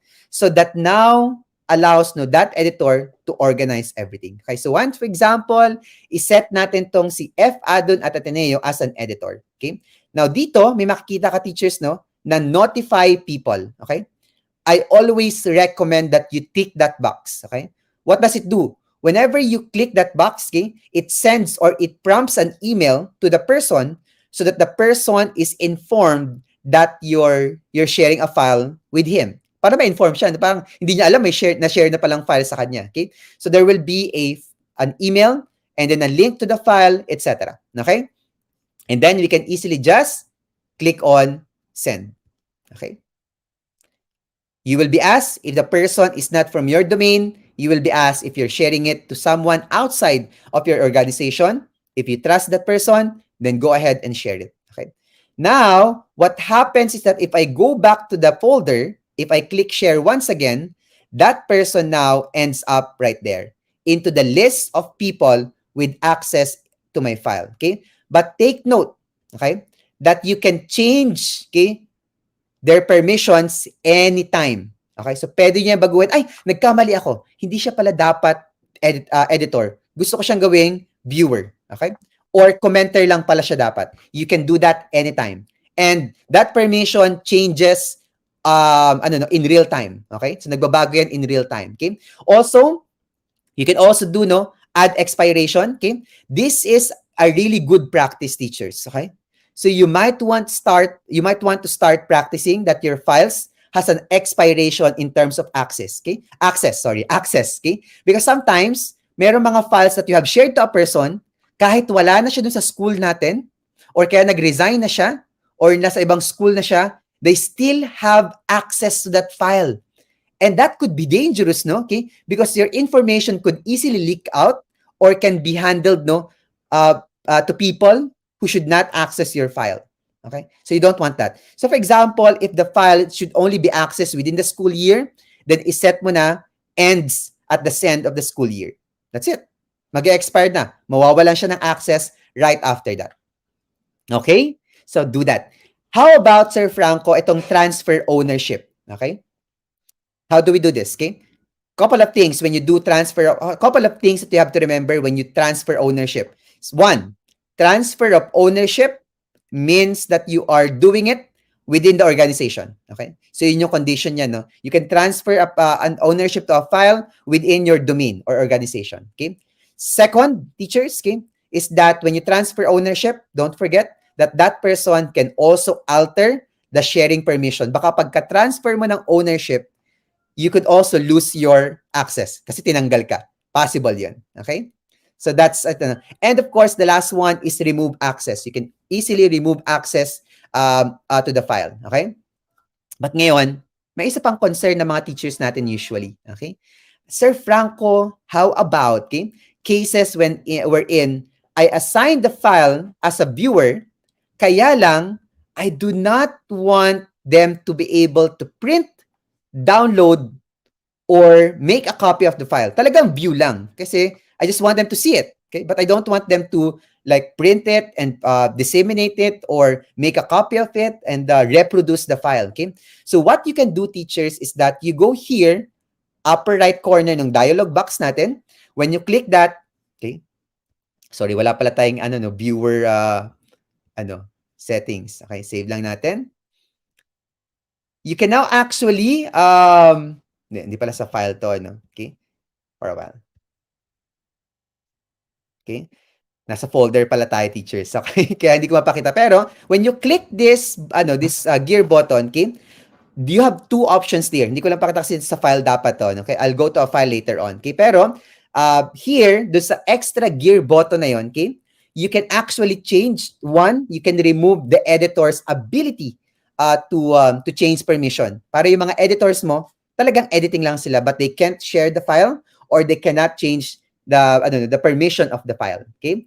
Second is that here, hindi lang siya lumalabas, pero meron pa din second button. If it's a file, you can also limit the ability of your viewers or commenters to print, download, or make a copy of the file. So the file now becomes much more secured. Okay? So again, hindi ko lang mapakita ngayon kasi folder to. Hindi naman natin piniprint or dina-download or mini-make a copy ang folders. Okay? But let's go to a folder later on. Okay? So that's how we do it. That's how private sharing is done. Okay? Now, how about the second one, which is called a public sharing? Kasi meron tayo usually mga files na gusto nating i-share na sobrang laking, dami. Sobrang dami. Like example, sa entire school, like a population of 1,000 or 2,000 students. Of course, you do not want to share that by email kasi itatype mo yung email nila isa-isa. Okay? Unless gumawa ka ng Google Groups, you can also do that. Okay? Pero otherwise, nakakapagod yun. Okay? So what you do then is that if you want, you can share a file or a folder using a link. That's what we call public file sharing. Okay? Kasi you're sharing it to many people. Like we're looking at 50 to 100 or even thousands of people. Okay? So what you do is to right-click. And instead of share, you can now click get a link. Okay? And you will see here, teachers, that one of the options sa ilalim is general access. Okay? That's the public sharing. Okay? So when you click that, okay, that will now generate a link for your, actually, it's now generated the link, Meron na doon nakalagay copy link. Okay? Now, before you even share your links though, tandaan natin, meron kang tatlong access, limitation sa access ng links mo, okay? That you can set para even if it's a link, even it's publicly shared, you can always maintain integrity to your files, okay? So how do you do that? If you click on the drop-down menu right here, you will see that you have three options, okay? Tatlong option. Tago ko lang yung banner natin. Tatlong options yan, teachers, okay? The first one is restricted, okay? What do we mean by restricted, teachers? Okay? Hindi po yan completely restricted, okay? Pag sinabi nating restricted, teachers, okay, the link is still active but can only be accessed by you and the people you added on top. In this case, it's my other email from Ateneo. Okay, that's going to be, those are the only two people that will have access to it, okay? Second, the second level, nasa akin po ngayon, kay nakalagay Savior School. But in your case, teachers, okay, hindi po yan Savior School. Okay? You will see there, that's the domain. Okay? So if you're, for example, using DepEd, dapat lumabas dyan DepEd. Okay? Or Department of Education. Kung you're using the more specific ones like DepEd QC, dapat lumabas dyan DepEd QC. Ang ibig sabihin lang yan, teachers, the link is restricted to your domain. So what happens is that regardless kung ma-access ng kahit sino yan, kung wala silang account belonging to your domain, they won't be able to access your files. Okay? So, for example, ako, kunyari, nag-share ka ng file from DepEd QC, hindi ako taga DepEd QC, so I won't be able to access your link. Okay? Unless you add me personally as an email. Okay? And of course, the open sharing is the anyone with the link. Okay? Pero teachers, I'd like to remind everyone, when you share files, anyone with the link, that's the file sharing that does not require sign in. So anonymous viewers, anonymous commenters maybe, or anonymous editors can come in into your document. Walang traces at all. If you notice, pag nag-share ka ng file, tapos naka-anyone with the link, lumalabas yung pangalan na doon kapag hindi sila naka-sign in, lumalabas lang doon yung mga like animals, icons, di ba? That's it because your file is being shared anonymously and being accessed anonymously. Okay? So be careful on what access limit you set for your links. Okay? Next one is, of course, when you're sharing your link, pwede mo pa rin baguhin yung kanilang permission settings kung sila ay viewer, commenter, or editor. Okay? Ngayon, nakaset siya as viewer. Okay? Let me now copy that link and I'm going to share that in our chat because that's a link to our Google for Certified Educators resources. Okay? Level 1 and Level 2. Okay? So you can now access those resources. Okay? I'm just copying it on our link right now. Okay? Teacher Christine Dantes, nagagawa ba personally yung domain halimbawa per grade level? Teacher Christine, hindi po. Okay? Domains are set for the school. Okay? So yan po yung ginagamit natin to be able to have a Google Workspace account. Okay? So binibili po yan, Teacher Christine, and then after magkaroon kayo ng domain, you can now ask a Google Workspace account from Google for free, by the way. Baka lang po hindi natin alam na libre po ang Google Workspace for Education, fundamentals at least, okay? Sa lahat ng educational institutions, okay? So, hindi lang po for DepEd accounts yun, okay? Sa lahat po ng educational institutions, kahit po kayo ay mga private institutions, okay? Libre pa din po yan from Google, okay? Just have to apply for it, okay? I have a different guidelines for that. I can help you, just contact me via Messenger or by email, teachers, okay? So, teachers, na-share ko na po yung link to our resources. You should be able to access that as a viewer. So you can download, print, make a copy of those files. Okay? For those who are reviewing for L1 and Level 2 Google Certified Educators. Okay? Ayan. Okay? So that's for file sharing. Okay? That's how we share files in Google Drive. Okay? Ngayon, couple of mga frequently asked questions ng mga teachers natin about file sharing. Okay? When we share files, teachers, okay? Kapag nag-share po tayo ng files, okay, hindi po nahahati ang storage use natin, okay, ng files na yon, okay? Laging ang the one who will take charge of the storage of the file and whatever file size that is the host. So, ibig sabihin, teachers, para wala po, Ibig sabihin lang, teachers, kahit may mag-share sa inyo ng files, okay, hindi po nalilipat sa inyo yung storage use nun. Okay? So, wag kayong mag-alala. Your storage are safe. Okay? Safe po yan. Okay? Sa inyong mga, sa Google nyo, Google Drive. So, ibig sabihin kahit kung sino ang nag-send, yun, tama si Teacher Desiree, no? Kung sino ang nag-send, sino ang gumawa ng file, sa kanya ang burden ng storage. Okay? Yes, teacher. Okay? Teacher Rose Ann, pwede mong gawin yon. Okay? So, basta sinet mo, meron ka ng yung file mo, kahit naka-anyone with the link siya, tas viewer, lahat ng mag-a-access sa file mo could also not be able to download, print, or make a copy. View lang talaga sila. So, yes, Teacher Rose Ann Rosanes, you can do that. Okay? So, the settings of no download, no printing, and no making a copy is same between the by email or by link. That's the same thing. Okay? Same settings lang yan, Teacher Roseanne.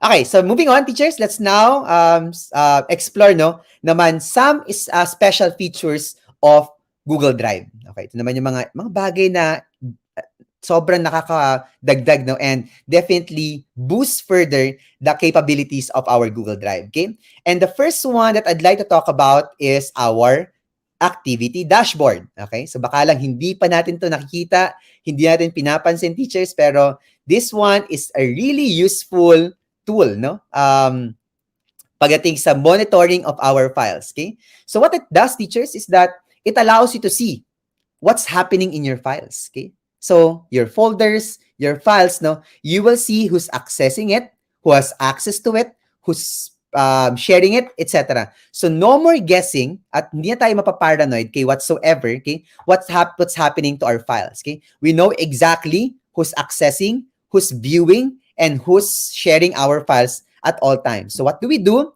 Is we go to our drive and we click on a file. Say for example, this one, if I click on this one, so, clinik ko tong Google site na file ko.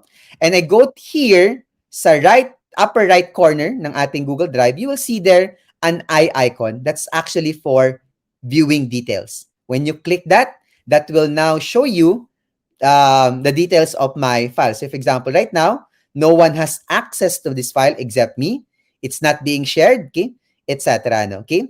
And ito pala teachers na by the way, baka lang din ma-amaze din kayo dito, ano, okay? Please take note, okay, that as long as you are using embedding or local files within your Google Drive, okay, when you create files, your files will not take storage account, storage, or use your storage, okay? Kita niyo teachers, no? I have a one Google site, an entire website built in my Google Drive. Pero look at that. Look at the size. And look at the storage use. 0 bytes. That's the same with Google Docs, Google Slides, and other files, no? Unless you put an external media or external content, okay? But otherwise, teachers, our Google files, Google Slides, Google Docs, Google Sheets, Google Forms, and Google Sites, no, will always be 0 in size and 0 in storage. Okay? Ano po ang culprit na kumakain ng storage natin sa Google Drive? Videos. Kaya kung ma-video kay teachers, lagi kayo nag-store ng videos or nagtatabi ng videos, huwag niyo pong ilagay sa Google Drive. Mag-open kayo ng YouTube channel nyo, ilagay nyo doon because that's a separate account. Okay? So, yung storage nyo sa YouTube is a different one. Yung storage nyo sa Google Drive, also a different one. Saves you a lot of storage. Okay? But anyhow, going back no, to activity dashboard, okay? I can also see here's activity dashboard ko, who's editing, okay? My file, who's accessing it, or who's sharing my file. Okay? So, lahat yan are properly monitored via your activity dashboard. Okay, so no more guessing, no? Okay, so we'll be very comfortable, no? Okay, about that. Okay, about our files. Okay, let me just address once again Teacher Rose and Rosani's question. How do I transfer the folder shared to me to my drive? Okay, for example, you share niyo po na resources GCE. Teacher Rose Ann, right click, add shortcut to my drive. Okay, let me just show you that very quickly.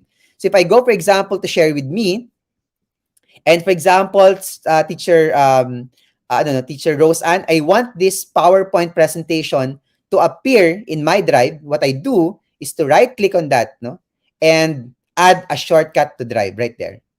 Okay, so that will now, when I do that, that file now will now end up in my drive right here. Sorry. Lipat lang ako sa my drive ko, teachers. Okay? Right. Ito na siya.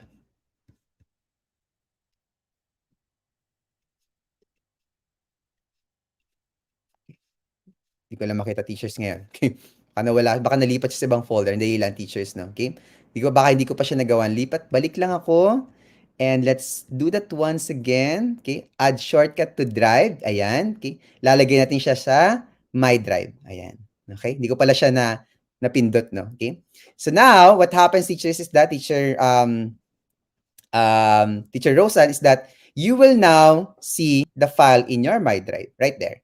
And you will see, Teacher Rosan, no? Okay? And for everyone na rin, okay? You will see that a file is a shortcut kasi meron ka makikitang arrow dun sa ilalim. Ayun. Can you see it? The arrow going up, okay? That means that this is not my file. No, this is a shortcut to a file shared with me. Okay, that's how you do it. Okay, that's how you. I hope that I was able to answer your question, Teacher Roseanne, okay, and address your concern. Okay, now going back, okay, so that's the first one, no, activity dashboard. Okay, let's now move on to our next one, which is okay, a special feature that's also very important in terms of like preserving, okay, the integrity of our Google Drive, which is on blocking certain users. Okay? Now, kapag ang isang file has been shared with you directly, okay, as a person, you were invited to collaborate on it, okay, you can actually, if the content no, or the file is something that threatens your drive, okay, or it's a file that you don't want to see, and the user is that someone you want to interact with, you can also block that user. Okay, so what you can do is you can go to your shared with me. Okay, for example, locate that file. Say, for example, I'm going to, meron ba siya dito? Okay, hanap lang tayo teachers, no? Kasi not all files are, sometimes so kapag hindi naman talaga shared yung file, it's only because it's within your domain, no? That you can see it, okay?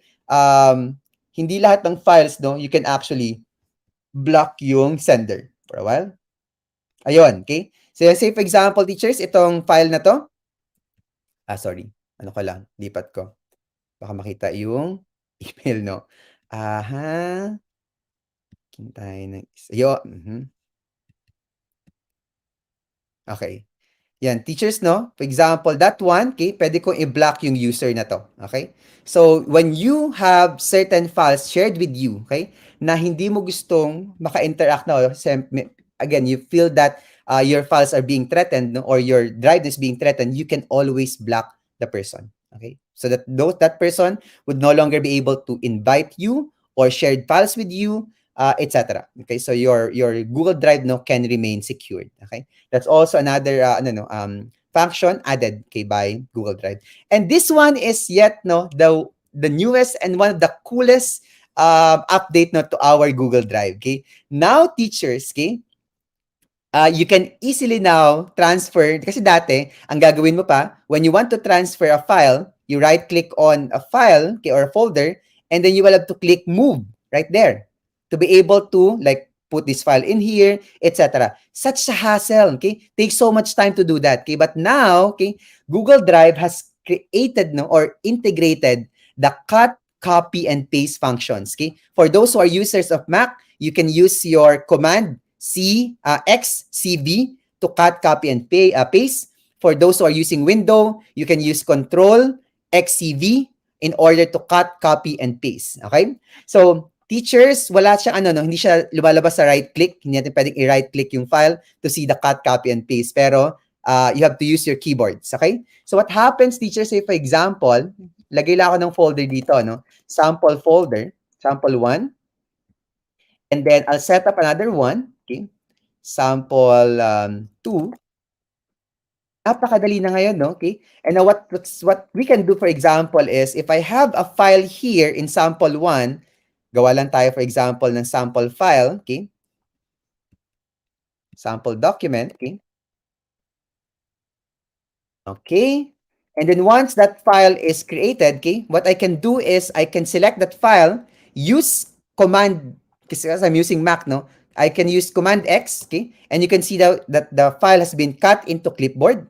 I can go to wherever I want to transfer it. Say, for example, I'm going to transfer this in sample 2 folder. I click command V and it will now be pasted in there. Ganun na lang po kadali ngayon maglipat-lipat ng files. So, in terms of like organizing your files, okay, moving your files, teachers, I'm telling you, this is, very useful. Teacher Rose Ann, let me just also answer that question once again. Kapag nag-create po tayo ng shortcut ng shared files with us, hindi po yun nag-a-add sa storage natin. Same thing lang. Parang basically what happens ng Teacher Rosan is that Google Drive creates a shortcut for you to be able to access that shared file with you. Okay? So yan. So ganun teachers, no? Ganun na ngayon. Cut, copy, and paste functionality. It's a, really good addition to our Google Drive. Okay? Now, the next one, the last special feature that I'd like to cover for today is, of course, our Google Drive offline. Okay, yan. So, paano naman po tayo? Kasi alam ko, connectivity is a problem. And accessing our files, okay? Given the problems with internet connection, is a problem. Of course, ang gastos din, okay? Accessing your file the whole day, you'll have to have mobile data or internet the whole day, okay? But here's the thing, no? Google Drive now, okay, has the capability, of sending your files offline. Okay? Pero bago pa tayo pumunta sa offline modality ng Google Drive, gusto ko na kagad pag-usapan natin yung mga bagay na kailangan nyo maintindihan about offline modality ni Google Drive. Okay? So, the first one is that Google Drive offline modality is available both for the mobile applications and desktop applications or browser, no? Okay? So we can turn on our files offline, okay, in both devices, okay? So laptop, desktop, or mobile devices such as tablet or cell phone. We can do that, okay? Second, whenever you turn your files offline, okay, please take note that the files that you turned offline can only be accessed via the app. Okay? So, hindi siya pwedeng sa browser, no? Okay? So, for example, for the mobile users, of course, may app na kayo, okay? So, you can easily just go to your mobile app, access your files right there, okay? For our desktop and laptop users, you have to have the Google Drive app as well for your desktop or for your laptop to be able to access your files. Okay? That's one. That's another one. Third one, teachers, okay? Let's take note, no, that whenever you turn files offline, you're essentially downloading the file. Okay? So, wag po tayong trigger happy na lahat ng files natin i-offline natin. Okay? So, that's going to cause problems to your devices. Bibigat yung devices nyo. Okay? So, just be selective. Piliin kung anong mga exactly lang talaga, mga files na gusto nyong gamitin, okay, offline, okay? That you want to edit offline, okay? Teachers, napaka-helpful to sa ating mga estudyante, ha? Ituro sa mga estudyante natin para hindi sila, for example, nagdadahilan na teach or churn, I was not able to submit my requirement because I have no internet, okay? Having this, teachers, okay, allows them to do their work even without internet connection. Okay? So, wala nang lusot, in short. Okay? So, hindi na pwedeng lumusot yung mga students natin about having no internet connection. Okay? Because we know that Google Drive has an offline modality. Okay? So, those are some reminders. And of course, the last one, teachers, okay, natatandaan din natin about offline modality is that you cannot turn on or turn a file offline if it's not yours. Okay?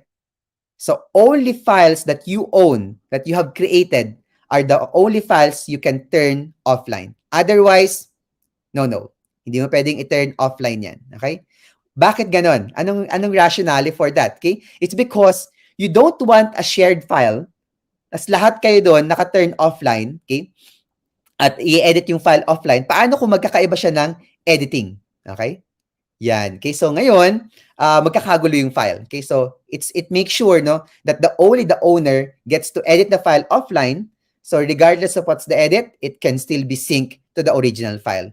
Now, speaking of syncing, the fifth reminder for offline modality, teachers, is that when you're editing a file offline, all your edits are offline as well. Okay?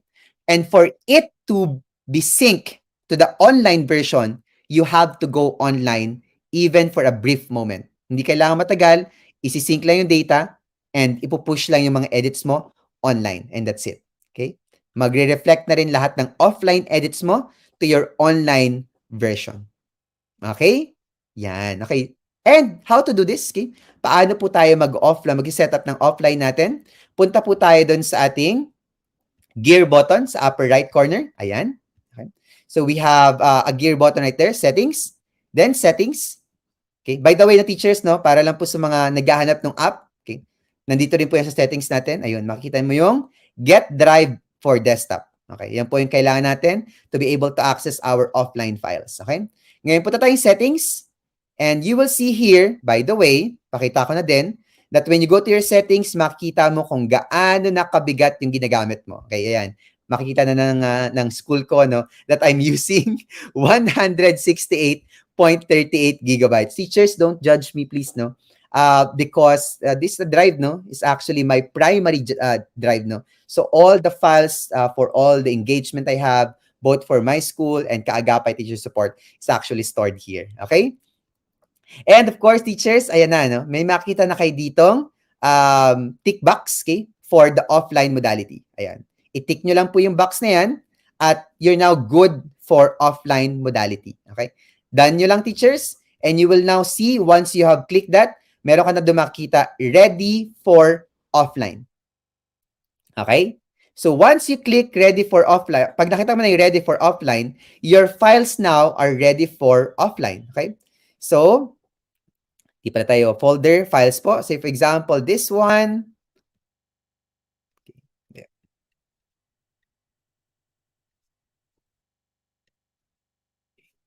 One teachers, okay? Kuha tayo ng editable document. Okay, yan. Okay? So, as long as it's an editable document like Google Slides, Google Sheets, Google Docs, okay, it will always can be edited offline. Okay? So, yan. Meron ka ngayon makikita dyan, make available or available offline. Toggle mo lang yung button. Okay? At ngayon, yung file na yan is now available offline. Okay? So, you can now access that offline. But once again, teachers, must be accessed in your Google Drive desktop app. Okay, yan po yung kailangan natin to be able to access our offline files. Okay, so that's it, teachers. No, ang ating special feature, okay, for Google Drive. Okay, ngayon at this point, no, it's already 4:08. Okay, we're almost close to our 2 hours. Okay, let me now bring you, teachers, to some, okay, at least hindi naman madami, no, tatlong practical strategies or uses of Google Drive for our classrooms or as educators. No? Okay? So, ilan sa mga nire-recommend kong gamit natin for Google Drive, let me just bring that down. Okay? That banner, okay, is, and let me just go back to my presentation. Okay. Okay. So, ilan lang sa mga, aside from this, no, okay, is ilan sa mga strategies that you can also consider, okay, when using your Google Drive is these three things, these three strategies, no, or practical uses, okay. And the first one is use Google Drive to create, no, or to set up what we call a resource folder, okay. And teachers, ito napakadaming uses, no, say for example for your classes, for your department, even for your school, okay. Para hindi po tayo laging nag-share, no, over and over again ng iba't ibang links kung saan nakikita ang iba't ibang mga files. Okay? Say for example, ang minsan talaga nakaka-stress, no, sa mga teachers natin or minsan sa mga students natin is that they have like 100 links to follow. Okay? Kailangan ko yung access to my attendance, ito yung link. Okay? Kailangan ko, for example, yung access to the resources ng Unit 1, nandito yung link. Okay? Kailangan ko yung access ng class list, ito yung link, etc. So, ang dami mong link na kailangan tingnan. Okay? But having all of these files in one folder and sharing the link of that folder makes it a lot easier to share documents. Okay? At teachers, no, etong kahit po kayo ay magdagdag ng mga files dito, for example, nag-setup kayo ng folder, shinare nyo yung link, katulad po ng shinare ko kanina, kahit magdagdag po ako ng files dyan over and over again, hindi po nagbabago yung link na yan. Okay? The same thing. Okay? So, that's really good, no, to in communicating and sharing, no, ongoing information and resources. Perfect avenue, no? Okay? So, if you don't have yet, no, a resource folder for your team or your department, it's time to set up that now. Okay? Next year, as we begin our school year, make sure to set up a resource folder for your classes. Maybe per section, no? Okay? Or maybe for the all the sections you're handling. Okay? So one, like resource folder for your subject. Okay? Kung meron kang advisory teachers, ayan, gamit ko yan ngayon kasi advisor ako ngayon. I have one dedicated folder for my advices. At lahat ng files namin nandun lang. Okay? So whenever I want to share a file, nilalagay ko lang sa folder na yun. And I would just simply tell my students, okay, access our class folder. That's it. Ganun lang kadali yung instruction. Wala na akong i-link na ibibigay kasi nabigay ko na yung link before. You can even post those links inside your Google Classroom or whatever learning management systems you are using. Okay? So yan po, ano. Another practical use, no, of Google Drive is for setting up collaborative space for students. Okay? So for example, nag-assign ka ng group project, okay? Napakaganda if you would help them, okay? manage their files, no, or set up a folder for them, okay? Para pag nag-share sila ng mga presentations, data, research, etc., nandun lang sa isang folder na yun, okay? And you can also monitor. Hindi ba makita mo kung nagpo-progress ba yung kanilang project, okay? And your students, no, would have an easier time collaborating kasi they can easily see, no, and manage their files inside one folder, okay? So that's a perfect. So again, kunyari meron kang 8 groups, set up ka ng 8 folders, okay? One folder per group, okay? Yan, maraming salamat, Teacher Teacher Arlene. Okay, itatry na kagad ang resource folder, okay? And of course, ito sana, no, na magawa natin, teachers, okay? Na our school would start building their database online, okay? At dahil libre naman po ang Google Drive natin, gamitin natin school records, okay? School forms, okay? Di ba minsan ang hirap minsan hanapin yung hanapin pa ng mga teachers, o nasan yung mga forms natin, okay? Or nasan yung mga data ng school natin, okay? Pero kung meron ng school natin, okay, ng isang database, okay? Tapos lahat ng mga school forms natin properly labeled, nandun lang sa database na yon, all teachers would have an easier time having a copy of those, okay, downloading those copies, accomplishing those forms, etc. So hindi na kailangan laging i-email pa si HR, i-email pa lagi si admin, no, in order to get these forms. Okay, these are now like open access, okay? Or you can also open a database separate for the use of teachers. Pwede ka naman magkaroon ng database for the use of parents, okay? Para nandun yung mga enrollment forms nyo, mga information nyo about the school, and whatever forms, no, that their parents need to access. Okay? And you can put that in your Facebook page, or pwede mo ilagay yan sa inyong mga school websites, etc. Okay, lalo na kung gumagamit kayo ng Google Sites, kasi pwede mong i-embed ang Google Drive sa loob ng Google Sites nyo. Okay?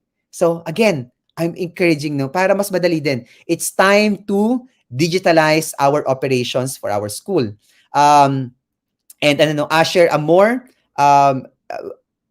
usher more digital transformation, okay, to our to our schools. Apologies sa Teacher Tableta Fantastica, okay? I'm used to code switching, no? Since I'm mostly talking to Filipino educators, but I'll try, okay? Apologies for that, Teacher Tableta Fantastica. Okay? Anyway, so that's something that I want, no, I hope that our schools will be able to do in the coming years, no, to set up and to start curating, no, all the resources into online database, no. And again, Google Drive is as safe as any other database platforms, okay? So we can definitely do this, okay? So please, teachers, okay, I encourage that, no, okay? And I always tell to schools, okay, that while you expect, no, for our schools, while you expect our teachers to be digitally transformed, we also have to have those transformation reflected in our school, okay? So maybe, for example, no, and this sometimes I don't get, okay, as that the school would expect the teachers to be digitally transformed, like to use Google Docs for their documents, and then suddenly, when it comes to like their forms or their processes, they would ask you to print it. So that's ironic, teachers, no? Okay? So let's always campaign for a school-wide, okay, digital transformation. Okay? Yan, Teacher Rose Ann, I do have already, but we will have an updated one, okay? That's part of the Google Workspace Essentials, okay, this July. So Google Sites would be on the last day. That's going to be on July 30. So I will also create a complete walkthrough of Google Sites, okay? So don't worry on that one, okay? With the updated 2022 features of Google Site and something more, okay? The things that I have learned about Google Sites, no, in the last few years, okay? So that's, teachers, some recommendations, some strategies that you can use when using Google Drive, okay? Now, we are now open. No, that's actually it, teachers, no, and that are all the things that we can, and we will talk about Google Drive for today. So once again, we covered an introduction to Google Drive, okay, and of course, no, we related it to cloud computing. The second one is that we explored access, management, and organization of files in Google Drive, okay? And of course, the special features of Google Drive and the new features of Google Drive here in 2022. Okay? So with that, teachers, okay, I end my sharing, and we can now start ask some questions maybe from our audience. Okay? We still have like maybe around 5 to 10 minutes. Okay?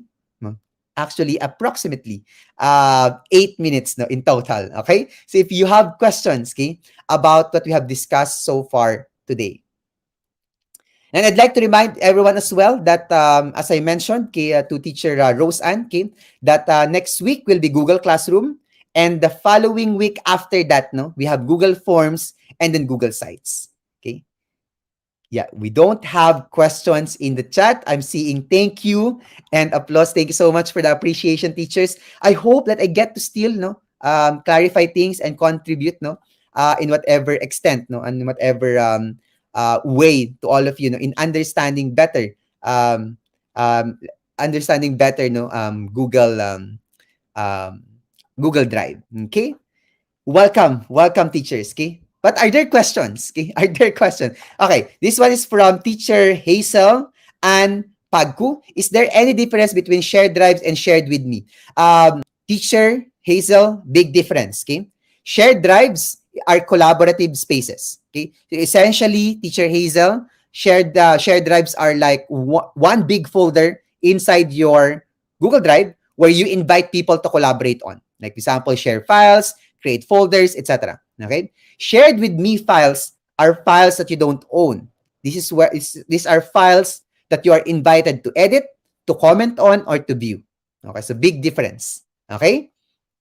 So I hope that um teacher Hazel, I was able to answer your question. Okay? Teacher Virginia Atiwag, yes, no? For everyone. But let's not forget, teachers, no? And also teacher Virginia, we are no longer using the word G Suite today. Okay? It has been made extinct, no? And um, stowed away by Google. Okay? All the tools right now, okay, G Suite, the word G Suite has been completely replaced by the word or the phrase, no, Google Workspace. Okay, so that's the term that we're using to refer to the Google tools. Okay, okay, yes, no, okay, thank you so much. Okay, we don't have other questions anymore. Okay, either I made it very clear or medyo inantok yung mga teachers natin. Ayan naman. I'm again code switching, no. Again, apologize for our foreign viewers, okay? If I code switch, no, along my during my discussion for today. Okay. Yes, abangan. Let's wait for that, okay? Google Classroom next week. Week after that, Google Forms, and then Google Sites for our July series. Okay? So if there are no longer questions, teachers, okay, I think it's time to wrap this up. Okay? So we are now going to start our evaluation. Okay? So again, thank you to everyone for joining our session for today, and for being here, no, for tuning in to our live session. Okay?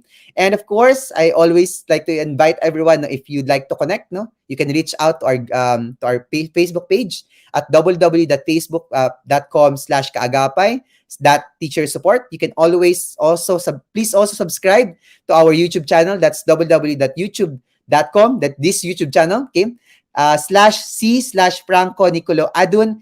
Teachers, we're very close to silver play button. So thank you so much for your support. Now we are 12,500 away. To be exact, 12,400 away from our silver play button. Okay, so we're going to celebrate that. Now we're going to celebrate that. Okay.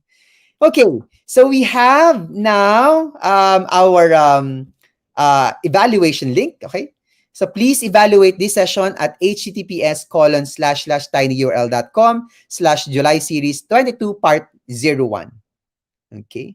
Okay. And while we're at that, no, syempre habang nag-i-evaluate ito, may mga pumapasok pang question. Let me also entertain that question para lang din wala tayong maiwang questions, no. This is from teacher Etelyn Verdadero. Is it possible to compress files already exist in Google Drive to lessen the file size? Now, teacher Etelyn, no, wala po tayong compressing capabilities, okay, in our Google Drive. Okay, so what you can actually do is to compress that file first somewhere else and then upload the zip file in your Google Drive. Okay, and then share it from there. Okay, you won't have a problem, teacher Etelyn. There are so many file compression applications and websites, no, in online.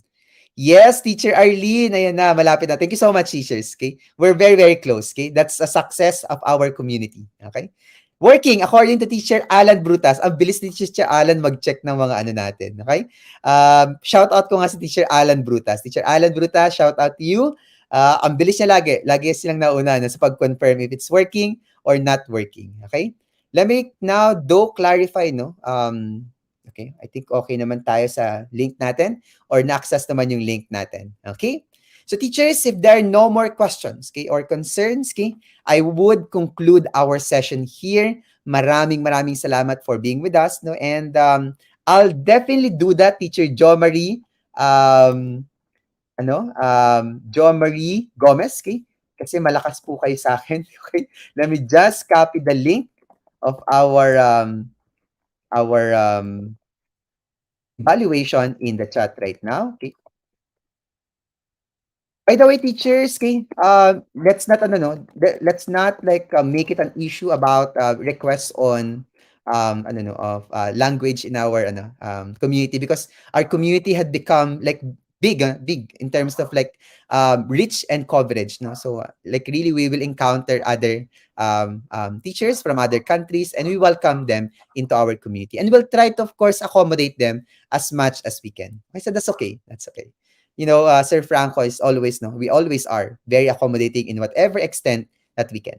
Okay, so thank you so much. Okay, so with that, teacher Jo Marie, welcome teacher Jo Marie. Okay, with that I'll leave teacher this session with you. So maraming salamat. I hope to see you again next week for a complete walkthrough of Google Classroom. Okay, thank you so much and have a great day, teachers.